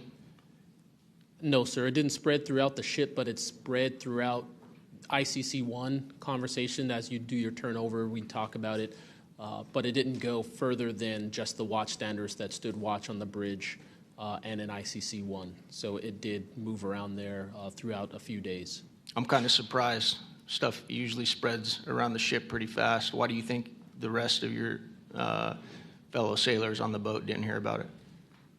Potentially uninterest, possibly, with engineers or combat systems like yourself, don't make their way up to the bridge enough to get within sight of the circle of talk about the incident. Was it hard for you to get permission from the Navy to bring that video? I myself didn't bring the video. I just saw the video. When I saw the video, I got in touch with Admiral Gallaudet. That's how I wind up knowing about the video itself when I first talked to the Admiral. And you can hear my voice at the back end of the video, and I was like, hey, that's my voice, and I wanted to talk about it. How long did that encounter take place, Chief? So the encounter itself, from the time I recognized on my radar to the time after the video ends, was probably about 5 to 7 minutes. What speed was the object moving at? When I first witnessed off the port bridge wing the object moving out of the water, what I thought was originally just a light on the water, something on the horizon, and surfacing and going into the air, I then knew it was an air contact. But as an air controller myself, I started thinking and going through kind of like my checklist in my mind. Could it be a helo? But it's not blinking lights. So I then realized this is something I've never seen before. So the speed itself, just going from the horizon to about maybe 3,000 to 4,000 feet in the air, was very slow, slowly rising. And then it sped up. I'm not an expert at knowing specific speeds of aircraft just by visual eye, but I would say probably 1-2 Mach instantly into the rest of the formation. I didn't notice visually with my own eyes the other 3 objects until I went back to my radar and also utilized Sapphire to see that, in fact, there were 4 total. And then again, when they all left after a certain amount of time, it was nearly instantaneous. So you spotted it visually first, Chief, and then went back to your radar, or did you guys spot it on radar first? Radar first, because that was my watch station. And then you went out to the port bridge wing, is that correct? Correct, to verify what I saw on my radar. What range was it at, Chief, when you were able to see it visibly? I would say about 7 nautical miles, 7 to 8 nautical miles of a light from the ship. Wow. Thank you. I yield back. I now recognize Mr. Burleson. Thank you, Madam Chair. Mr. Chief Wiggins, you said that it emerged from the ocean. Is that right? Yes, sir. And before it did, it was glowing. It was a glowing object under the water. That part I couldn't tell because it was nighttime at 1915 approximately, and it was also at a distance. So it's very hard to tell the difference between something on the horizon and something surfacing from the water. My personal thoughts after seeing what I saw is that it did in fact come from the water, but I don't have visual evidence showing exactly, that it did in fact come from the water. But I had to go through my process of elimination and try to figure out, was this a ship on the horizon just showing its lights at night, but to see it surface, then it made me question, okay, where did this come from? If it's flying and it's not a drone or anything like that, where was its origin? Where did it start? Mm-hmm. Mr. Knapp, in your testimony and in this document, you detail an event that happened in Russia where their nuclear missiles were activated, and we were close to a World War III at that time, which is startling to hear. It's also good to know that as we have investigated the JFK files as well, that we're learning that that there was a document that was sent between Russia. There was an agreement between Russia and the United States that if they were to see some unidentified objects over sensitive sites, that they would report it to each other. Are you familiar with that document?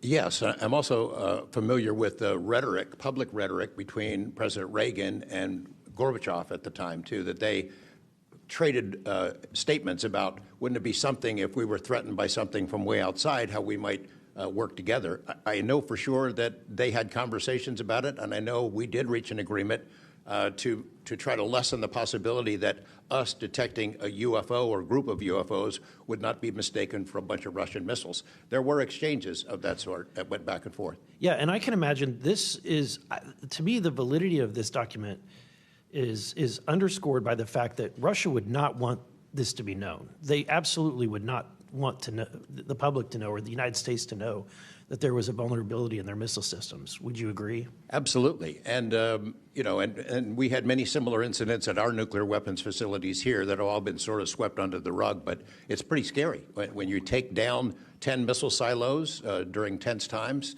and you don't have a better explanation for it than it was a special test of security mechanisms or using EMPs, which is a preposterous explanation. Real quick, we're going to cut to Mr. Ogles. He just got back. So we're in a special kind of lightning round, so 5 minutes, and then we'll go back to our line of questioning. Thank you, Madam Chair. At this point, I think it's clear from the hearing that there's advanced technologies that are taking place in our airspace. The question is, and I posed it in one of the previous hearings, is it ours, is it theirs, or is it otherworldly? There may not be a silver bullet at the moment, but when you look back through the hearing and the evidence that's been presented, if you're going to point the American people to one piece of evidence to start their journey on this topic, what would you suggest, sir? One piece of evidence, I would start with this hearing, in the first hearing. There is no evidence. But is there a specific, exactly, but is there a specific evidence or footage or document that you think lends extreme credibility to what we're discussing today? I would say this new video we're seeing today is exceptional evidence that we're dealing with something. With the kinetic? Yes. Mr. Wiggins? Sir, I'd have to say that if just the average person here in America looked at absolutely everything that has come across television, the internet, etc., you can't tell yourself that 100% of what's being recorded is fake or false. You have to, at some point, understand that there's something else out there. Well, I mean, and you bring an interesting point. In the law enforcement community, anytime you're conducting an investigation, you're always looking at the totality of the circumstances. You're looking at all the evidence and how they piece together. And so that would be my advice to the American people, that this is a journey that is just beginning from a congressional perspective, but you have decades of data, some of it not real, much of it is, but thanks to Chairwoman Luna, we're now presenting this to the American people. And I think this latest video from Mr. Burleson is something that should get everyone pause. When you see the 3 orbs that drop, was that in a defensive posture, or was that in an offensive posture? And what capabilities did those orbs have that we, quite frankly, may not have? Mr. Knapp? As I mentioned at the beginning of my remarks, what hooked me on the story was the paper trail, these documents that shouldn't exist. We've been told for decades, over and over, there's nothing to it. It's not a threat. You can go about your business. And then when FOIA becomes the law of the land, thousands of pages to the contrary leak out. There's a memo by General Nathan Twining in 1947 when the country was being overflown by dozens of UFOs, hundreds of UFOs, in which he said, look, this is not visionary or fictitious. It's real. These things are craft. They're not ours. They outperform anything we've got. I mean, if you follow the paper trail of documents that they wrote before the military got wise and realized that FOIA really exists and changed their tune and not put things in writing, it spells it out pretty clearly. I'll go refer back to Russia. One incident I did not mention to Representative Burleson is Colonel Sokolov in that Ministry of Defense program said there were 40 incidents where Russian warplanes were sent to intercept UFOs.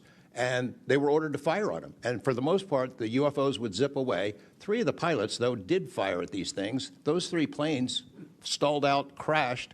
2 of those pilots died. And after that, the Russians changed the standing order. If you see a UFO, leave them alone. No country in the world wants to say and admit that these objects are flying around in our airspace and there's nothing we can do about it. I mean, who wants to say that? The U.S. certainly doesn't. And the Russians didn't either. And I've got to be almost out of time, but Mr. Berlin, then you, sir, real quickly. Yeah, to be honest with you, I think Bob Lazar, and not for the reasons that most would talk about, mainly because Bob Lazar was immediately discredited. They said he never worked where he worked. They said he never did what he did. But yet Bob Lazar showed up with a bunch of friends and a video camera and was filming these test flights in the middle of the desert. So clearly he knew something. Madam Chairman, if I'm out of time, I yield back. Thank you very much, Representative Ogles. I'd like to go back now on our lightning round of questioning to Representative Burchett and then Burleson. Burchett, always number 1. As well I should be. Number 1 in your heart, number 435 on the chart. That's me.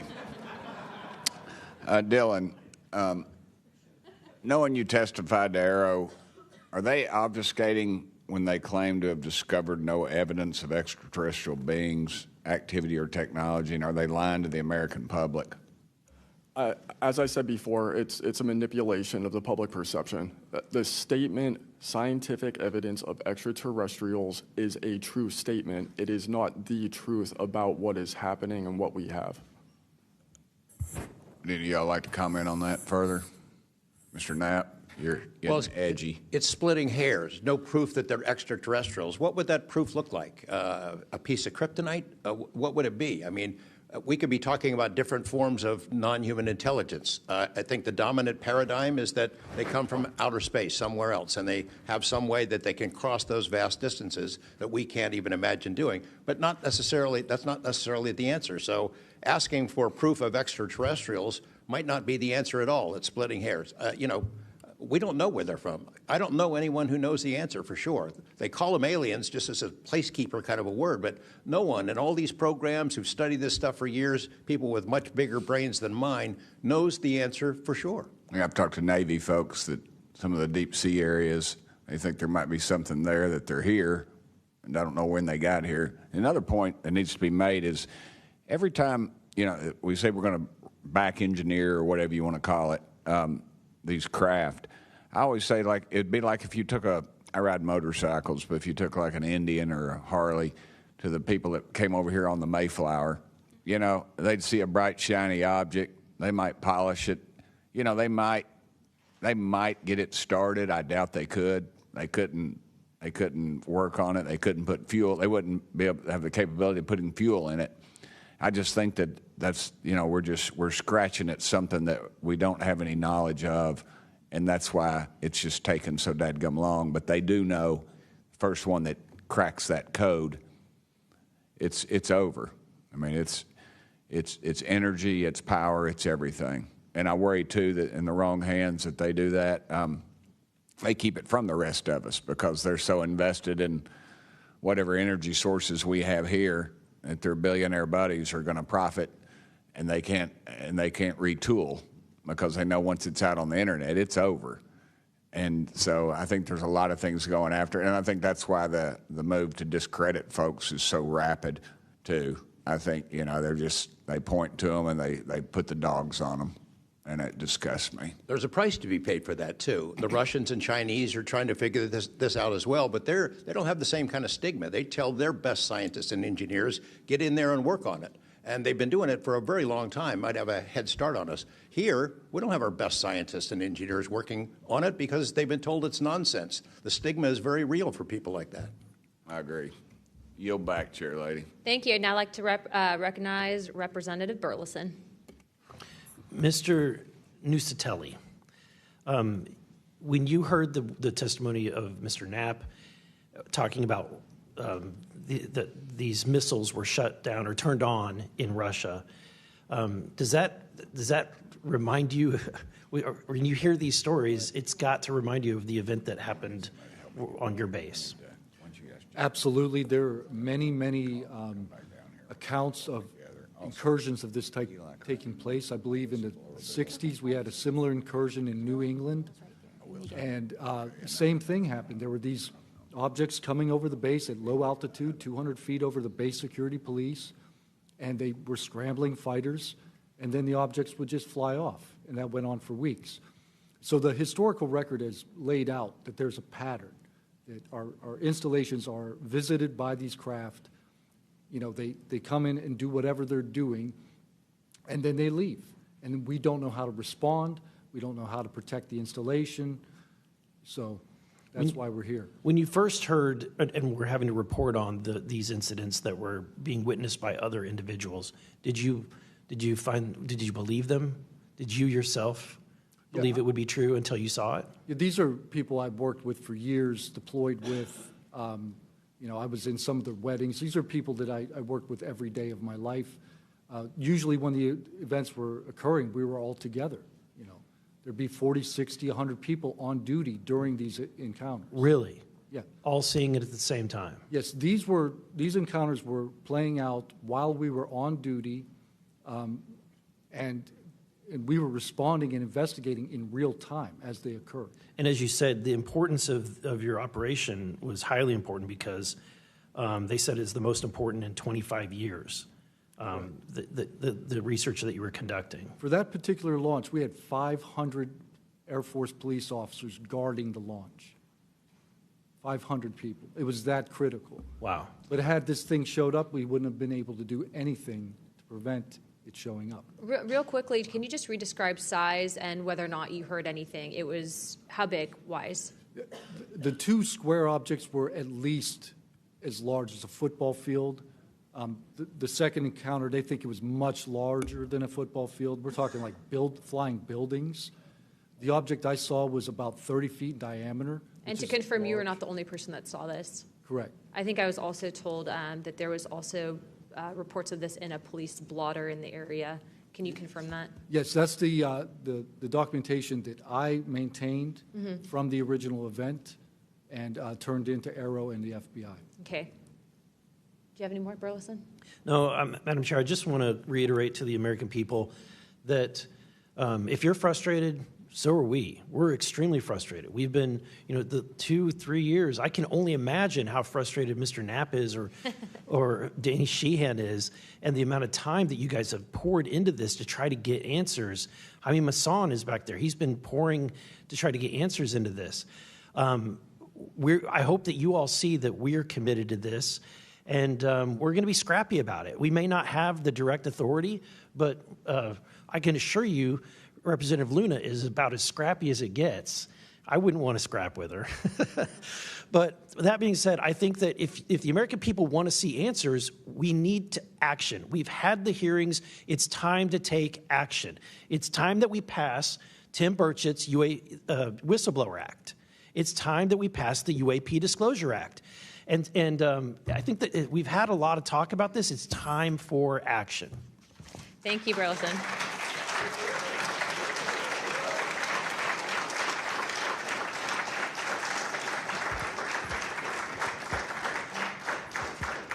I would now like to yield 30 minutes to Representative Crockett.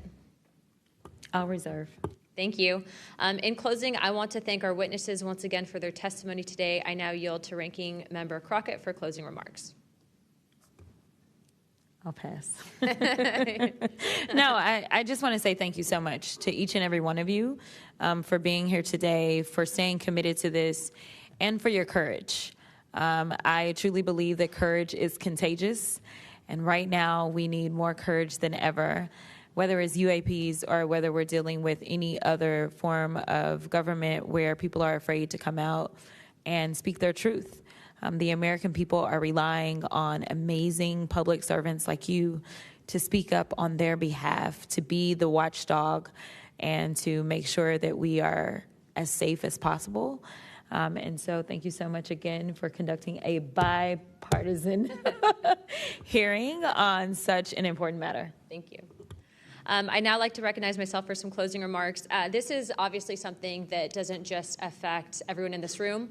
I can tell you that specifically for where I represent in Pinellas County, Tampa Bay, and Florida as a whole, there's many sightings, many questions, people reporting this, but I'm not the only one. I was also told by Representative Biggs, as well as our great representative from Alaska, that these are not isolated instances, and so it does give us reasoning to provide investigative inquiry into these topics, but also I would also like Mr. Spielberger, if you could actually review and see if your organization would endorse the Whistleblower Protection Act that Representative Burchett has. I can tell you that I will be signing on to a letter, as well as I'm sure many other members of this task force, and we hope that the ranking chairwoman, or my colleague here, Representative Crockett, as well as our Democrats that were here today, consider also signing on to that, as we do feel that it is time to ensure that our whistleblowers are given adequate protections and that people like Mr. Borland are not facing retribution in the way that they have been. With that being said, with all that and without objection, all members have 5 legislative days within to submit materials and additional written questions for the witnesses, and which will be also forwarded to those witnesses. If there are no further business, without objection, I'd like to now recognize Representative Burchett for closing remarks. I would just like to thank the ranking member and the chair lady for their courage. This is a tough issue. We all catch hell for it, and but it's gratifying that we're here in a bipartisan nature and the way this meeting was conducted. And I want to thank y'all for your courage. Thank y'all. And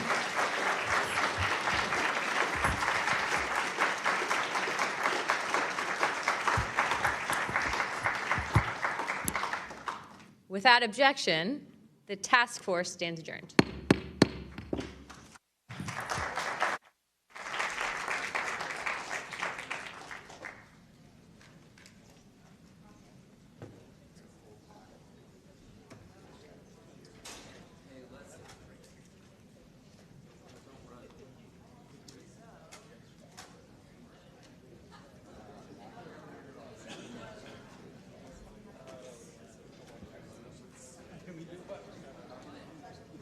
Has been shrouded in secrecy, stigma, and in some cases, outright dismissal.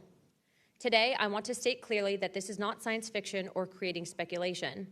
This is about national security, government accountability, and the American people's right to the truth. I have spoken now to a number of whistleblowers from the military, to include the infamous Eglin Air Force Base incident that occurred when myself and former Representative Matt Gaetz, as well as Representative Burchett, followed up on a lead from multiple active duty Air Force pilot whistleblowers that alleged that the United States Air Force was covering up UAP activity at Eglin Air Force Base. We have heard from a number of whistleblowers, specifically military pilots, that the reason for not coming forward publicly is out of fear that speaking out would cost them their flight status and potentially their careers. This is unacceptable.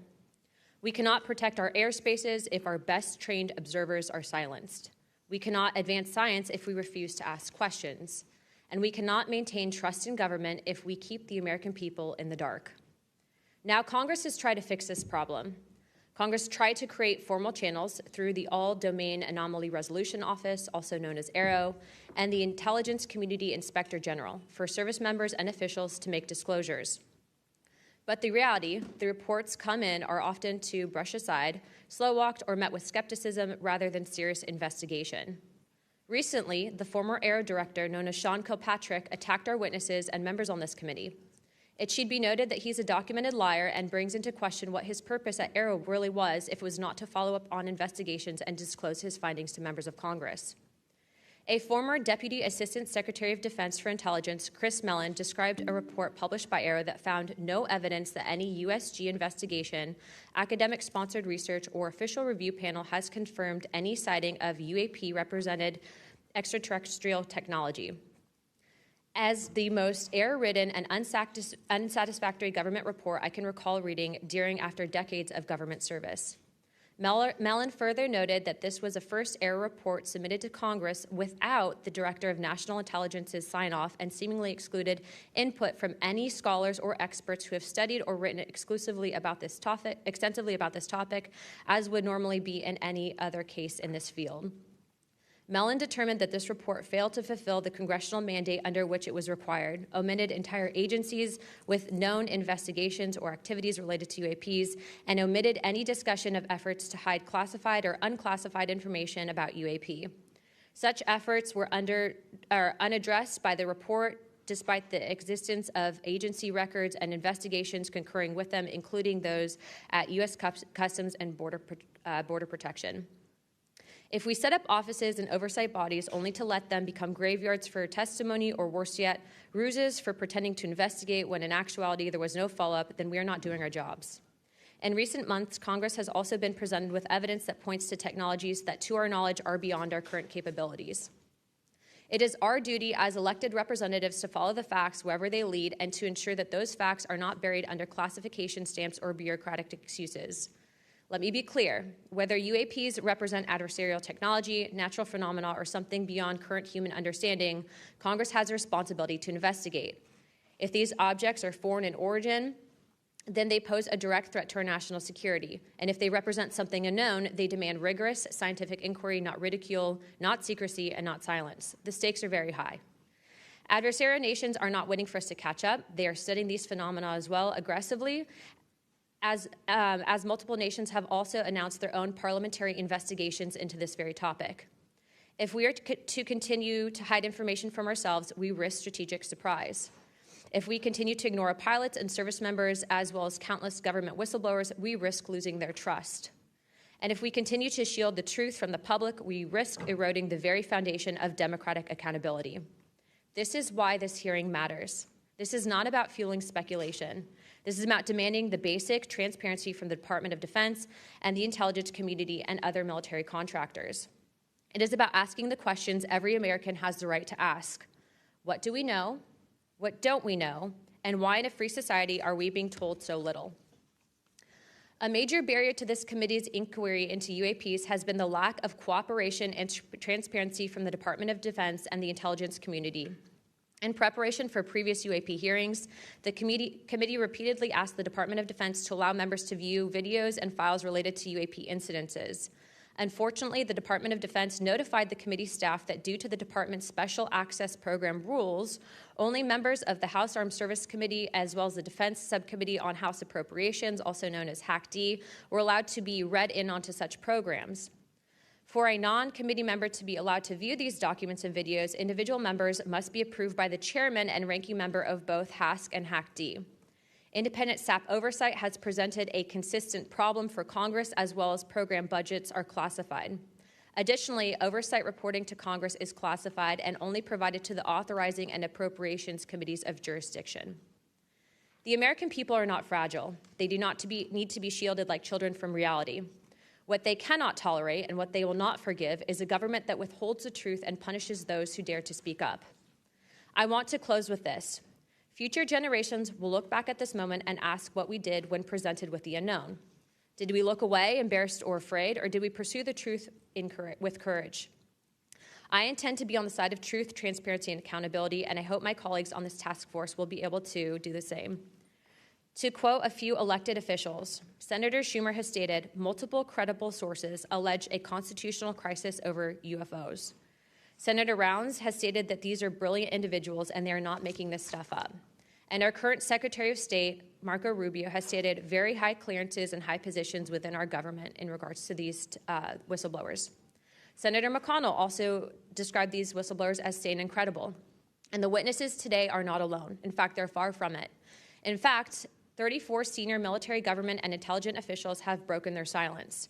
This includes now Secretary of State Marco Rubio, Senator Rounds, Senator Gillibrand, General Jim Clapper, the former director of the government's UAP task force, the former head of aviation security for the White House National Security Council, the former Secretary of Defense, and many more. Again, to quote Secretary of State Rubio in an upcoming documentary known as The Age of Disclosure, even presidents have been operating on a need-to-know basis that begins to spin out of control. And to quote Senator Gillibrand, who also went public in this documentary, it's not acceptable to have secret parts of this government that no one ever sees. It's time for the fundamental truths of UAP to be revealed to our nation's leaders and the public. It's time for the U.S. government to exercise transparency. And with that, I yield to Ranking Member Crockett for the opening statement. Thank you so much, Madam Chair. At a time of increasing distrust in government, it is important for Congress to take action to restore the government's credibility. Bringing transparency to an issue of great public interest is a step toward doing just that. So I thank Chairwoman Luna for calling this bipartisan hearing to discuss unidentified anomalous phenomena, or UAP, which is today's term for what was commonly known as UFOs, unidentified flying objects. And while some people think of flying saucers when they hear these terms, it is vital that we focus on the real-world impact of UAPs on critical infrastructure, civilian safety, and national security. There is good reason to believe that most UAPs have origins far closer to home. Currently, NASA has not found any evidence that any UAPs have an extraterrestrial origin. Our adversaries are working to develop new capabilities to gain military advantages, and those efforts are likely explanation for the mysteries that we have observed. Nevertheless, the federal government has a responsibility to the American people to investigate and provide transparent disclosures about every incident. The federal government is equally obligated to protect those who report what they've seen, especially to commanding officers and supervisors. And Congress should do everything in its power to protect whistleblowers and conduct oversight of agencies that are failing to provide that protection. Democracy depends on transparency, and transparency often relies on the courage of individuals willing to risk their careers, reputations, and in some cases, their personal safety to tell the truth. So I look forward to hearing from the witnesses today. We should welcome their accounts and acknowledge the bravery they have shown to come before us. We must ensure that all whistleblowers feel that they can come to Congress to tell their stories without fear of retaliation or professional consequences. We need transparency not just to make better policy, but also to ensure that information flows between all those who need it. There are too many tragic examples in our history where information lapses and a lack of cross-agency coordination led to disaster. Just this year, failure to communicate between FAA and the Department of Defense led to tragedy over the Potomac. The Biden-Harris administration sought to eliminate some of these lapses when it established the All-Domain Anomaly Resolution Office at the Department of Defense. aaro can convene sources from all branches of military, the FAA, and NASA to combine forces to create a comprehensive picture of what is happening in our skies. Some UAP reports have perfectly normal explanations: satellites, consumer drones, weather balloons, even pranks. But we need to track down each and every single UAP. The United States has millions of eyes in the sky, both electronic and human. But only the combination of civilian, commercial, and military sources can begin to create a complete picture. So we need to ensure that people can come forward and report what they have seen to the relevant authorities. And they have to have the right to do so without fear of retaliation. This country has a history of dedicated public servants standing up for what is right, even in the face of potential consequences. From the Pentagon Papers to Watergate to torture programs, whistleblowers have not only informed the public, but also empowered Congress to fulfill its constitutional duty of oversight.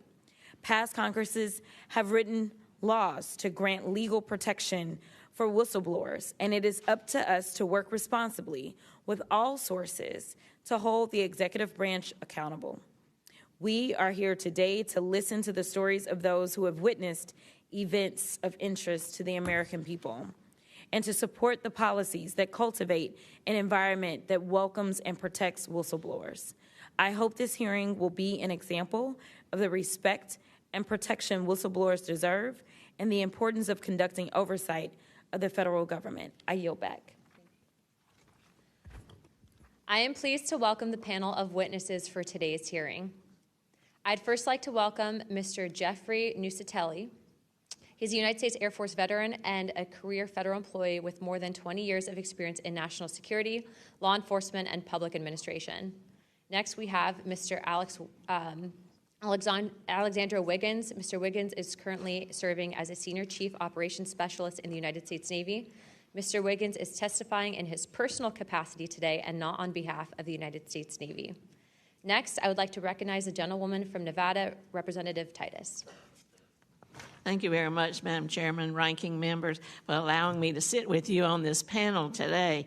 I'm honored to be able to introduce a witness here who is from my district, George Knapp, who has been the definitive expert and reporter on this topic that you're exploring today, UAPs or UFOs. George is a longtime friend, I would say that up front, but a very respected journalist and a recognized expert in this field nationally and internationally. Just a little something about George. He came to Las Vegas in 1979 and joined KLS television station as a general assignment reporter in 1981. Since 1995, he's been the chief investigative reporter for that channel. He also hosts a national radio show you can listen to on Coast to Coast AM, which covers many of the paranormal topics that y'all are discussing. Over the years, George has been, as I said, recognized for his work. He's been honored with the Peabody Award, the DuPont Award, the Edward Murrow Award, and 27 different regional Emmys for his investigative reporting. Indeed, he has told Nevada's story with clarity, with objectivity, and with integrity. So I know that his testimony today is going to be of great interest and value to this committee. So thank you very much. Next, we have Mr. Dylan Borland. Mr. Borland is a United States Air Force veteran and has a long career in federal service. And finally, I'd like to introduce Mr. Joe Spielberger, a senior policy counsel at the Project of Government Oversight. Pursuant to Committee Rule 9G, the witnesses will please stand and raise their right hand.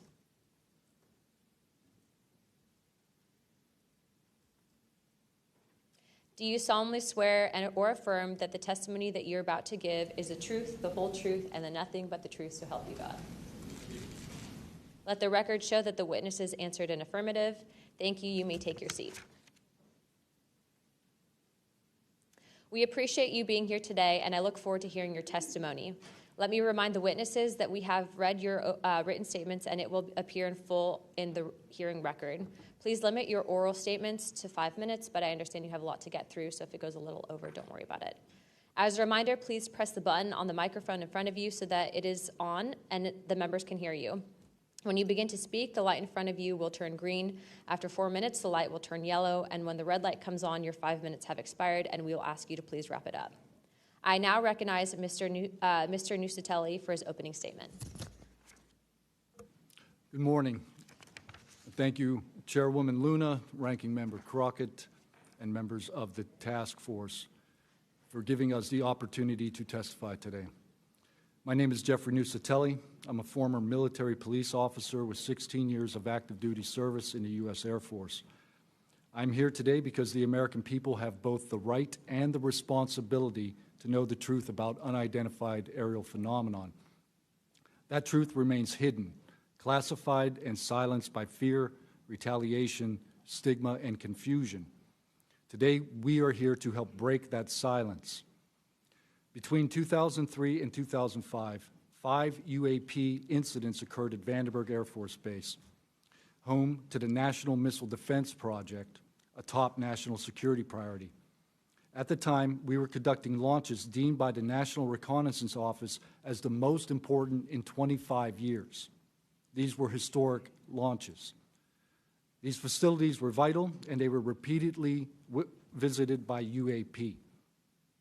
Each incident was witnessed by multiple personnel, documented, investigated, and reported up the chain of command.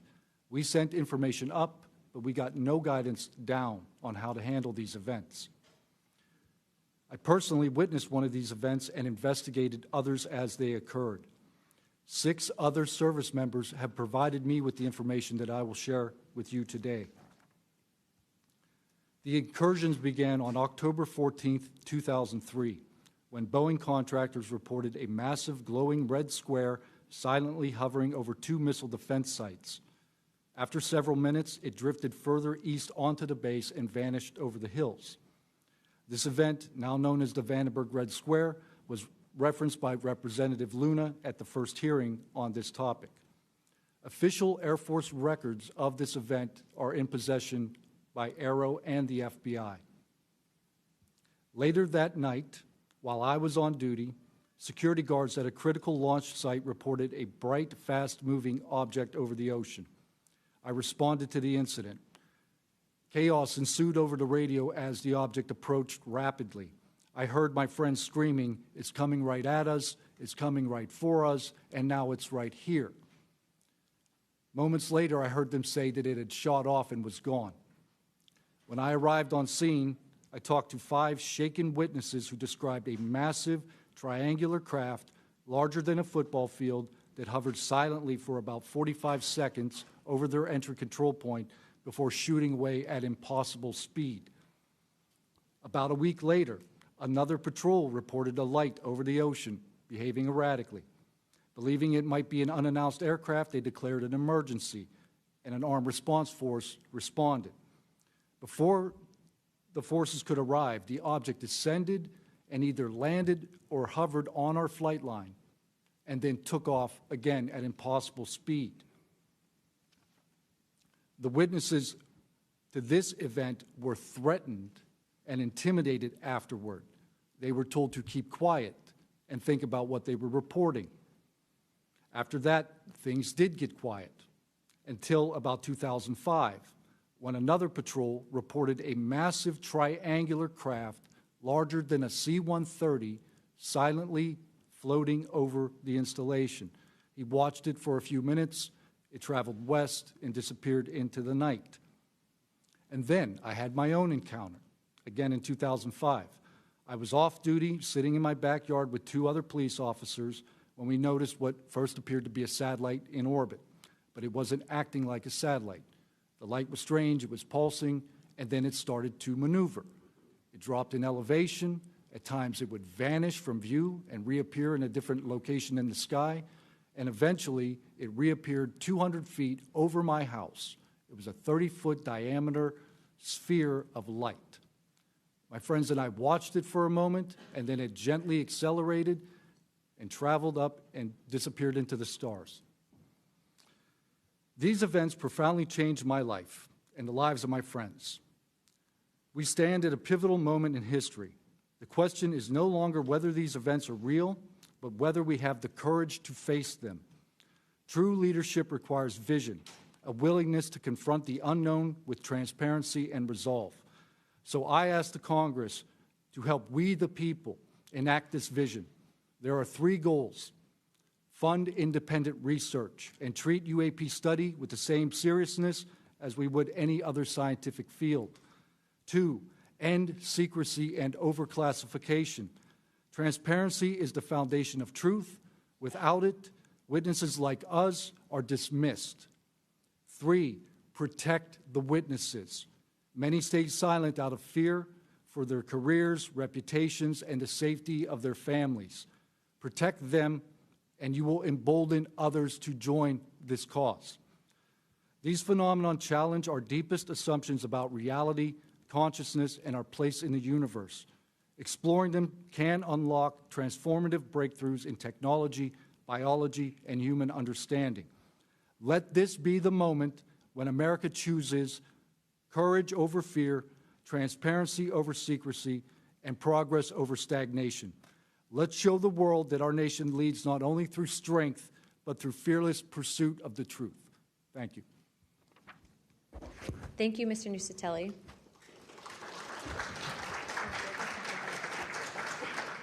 He's not on here. I now recognize Chief Wiggins for his opening statement.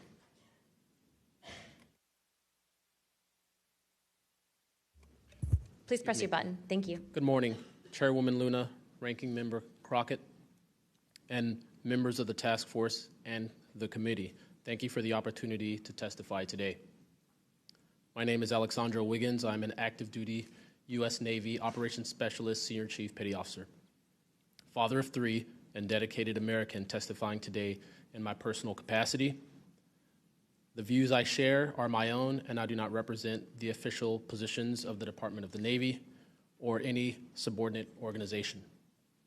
On the evening of February 15th, 2023, at approximately 19:15 PST, in the Whiskey 291 warning area off the coast of Southern California, I was serving on board USS Jackson. During that period, I moved between the Interior Communications Center, ICC-1, and the bridge wing, correlating the sensor picture with visual observations, part of my routine responsibilities for surface and air picture management. What I observed and what our crew recorded was not consistent with conventional aircraft or drones as they appear on our system.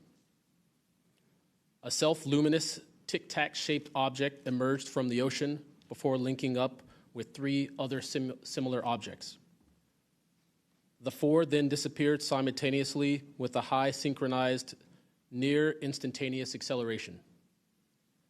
I observed no sonic boom and no conventional propulsion signatures, no exhaust plume, no control surface articulation on the Sapphire image system. Shortly after the synchronized departure, radar tracks dropped. These observations were multi-sensor and recorded inside of ICC-1 with time location overlay visible in our source frames that have been made public by journalists. From my experience operating in this region over many years and consistent with our public characterized encounters, unidentified objects reoccur in United States operation areas off Southern California. That fact alone does not tell us what they are, but it does argue the systematic stigma-free reporting and for the preservation of sensor data so analysts can evaluate safe and intelligence implications with rigor. I want to underscore 3 points for the task force and the committee. Aviation and maritime safety. When crews and watchstanders observe objects that maneuver or accelerate in ways that does not match known profiles and do so near our ships and aircraft, that is first and foremost a safety issue. Standardized checklists and training should ensure we capture the best possible sensor data in real time, including IR settings, slant range estimates, and bearing and range altitude snapshots, and immediate chain of custody for any recordings. Reporting without stigma, protection without retribution. Sailors need to know that reporting UAP encounters will not harm their careers. Congress can help by reinforcing witness protection and by directing the relevant office to maintain confidential, destigmatized channels for service members who step forward with data.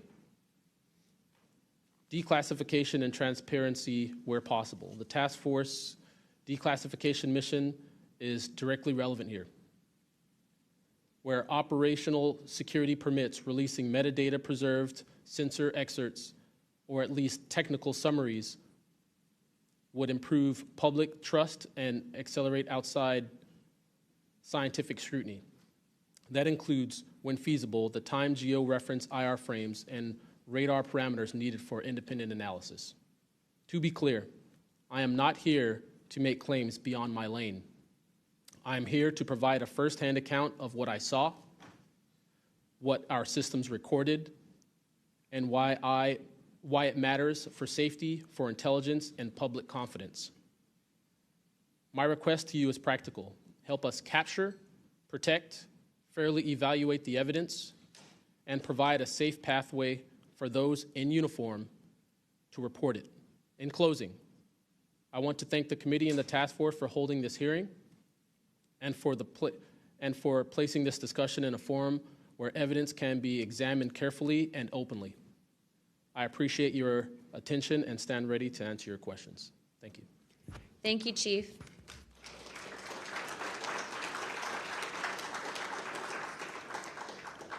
I now recognize Mr. Knapp for his opening statement. Good morning, Chairwoman Luna, Ranking Member, Ms. Crockett, and members of the task force. And Dina Titus, I just knew we were going to get you involved in this topic at one point. Great to see you here. I'm George Knapp, Chief Investigative Reporter at KLAS TV in Las Vegas. I began my pursuit of this weird mystery way back in 1987, and for 38 years, I've always approached this as a news story. It's not a matter of faith or belief. To me, it's a story, and it's an important one. I'm proud to be here alongside these witnesses today, men who have seen strange things and stepped forward to tell the world about it. Whistleblowers and witnesses who step up are routinely insulted, belittled, or worse. They risk their reputations, their careers, their clearances, their livelihoods, and sometimes much more than that, even their freedom. I know that one of the goals of the task force here is to figure out ways to protect whistleblowers and witnesses, and it's a tall order because so many of the things that happen to witnesses like these are extra-legal. They're carried out by persons unknown, as Mr. Dave Grush, sitting up at the top of the room, knows all too well, including events in recent days that have happened to him. I want to share a couple of things that I've learned along the way on this long journey, and I submitted most of that in written form because I estimate that my statement here today would take about 4.5 hours, so I'm going to try to jump over and touch on the more important salient points. I submitted a detailed written statement for the record, and we'll go into a lot of that here, but the public has been told over and over since the late 40s, there's nothing to worry about here. These mysterious craft seen by millions of people in the skies, in the oceans, over the land are not real. They're not a threat. The witnesses are wrong. They're crackpots. Don't believe it. That changed for me. What got me hooked is the paper trail. Documents that were squeezed out of the U.S. government after the FOIA, Freedom of Information Act, became the law of the land. And those documents paint a much different picture than what the public, the press, and Congress have been told over many years. The documents from military and intelligence personnel behind closed doors admit that, quote, these things are real. They're not fictitious. They can fly in formation. They're evasive, and they outperform any aircraft known to exist, including ours. The public, of course, as I said, has been told something much different. Back in 1989, I reported about a guy named Bob Lazar, who claimed that he worked at a facility dubbed S4 out in the Nevada desert, very near to Area 51. He said he was part of a reverse engineering program. He said there are alien craft that would be taken apart to figure out how they operated out there, and that was a pretty tall order. I had clearly taken a dive into the deep end of the pool there. But in the years since then, I've interviewed dozens of other people, and I've detailed what their testimony has been in the written statement. They include Senator Harry Reid, Senator Howard Cannon, also of Nevada, a guy named Al O'Donnell, who was the first general manager of EG&G in Nevada, which managed the Nevada test site, which blew up hundreds of nuclear weapons. There's a guy named Dr. James Lakatsky, who was a career scientist with the Defense Intelligence Agency, who was the guy who initiated a program called AAWSAP, Advanced Aerospace Weapons Systems Application Program, which is, as far as we know, the largest acknowledged UFO program ever funded by the U.S. government, which put together an amazing pile of information that members of this committee and the world, most of which have never seen. The DIA still hasn't released 95% of what was prepared by that program at a cost of millions and millions of dollars. The one name I do want to bring up in this session, though, is Robert Bigelow. So looking into the idea of crash retrievals and reverse engineering, while AAWSAP, that program, was active, the DIA's contractor, Robert Bigelow of Las Vegas, made a bold attempt to acquire physical proof of UFO crashes. It's been widely reported and suspected that Lockheed Martin is one of the contractors, the defense contractors, that has held this stuff, stored it away in secrecy, and tried to figure out how it works. I have confirmed on the record that Robert Bigelow and a trusted colleague from OSAP met with and negotiated with senior executives at Lockheed Martin and hammered out a deal wherein Bigelow's company, Bass, would receive a quantity of unusual material that had been stashed away and protected at a facility in California. That material was not made here. I want to move on now to the Russia files, because that was going to be sort of the central impetus of what I was going to talk to you about today. Back in the early 90s, I got into Russia, met with a number of their defense officials, Ministry of Defense and others, who confirmed for me that Russia had been doing the same thing that the United States had been doing, that is, secretly studying UFOs while publicly saying something completely different. The documents and interviews that I obtained and have now shared with this task force show that the USSR launched what is almost certainly the largest UFO UAP investigation in the world.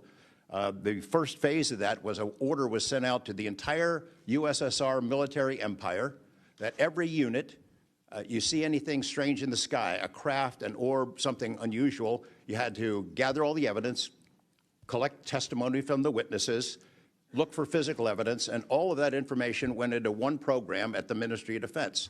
Thousands and thousands of these reports came in. A lot of them were first routed to the KGB, but then back to another program that came after this collection effort called Thread 3. And Thread 3 was an analysis program. We have provided to the committee the documents of what they were trying to do, and essentially they were trying to build their own UFOs. They were using the information from their observations and studies to try to figure out the technology. The guy who was in charge of that program, Colonel Boris Sokolov, told me that their goal was to basically develop technology that would be superior to anything we had, based on what they learned from UFOs. Mr. Knapp, just in the name of time, Sure. to my understanding, did you have anything you wanted to submit for Congress to see in this committee? I have submitted those documents. Would you like to play any videos? Do you have a video that you would like to play? I don't think it's for me to play. No, that was for Alexander. Yeah, Alexander's video. Okay. You could play it, he could narrate it. Okay, we can, in the name of showing that video to everyone on task force, we'd like to play that video at this time. Sure.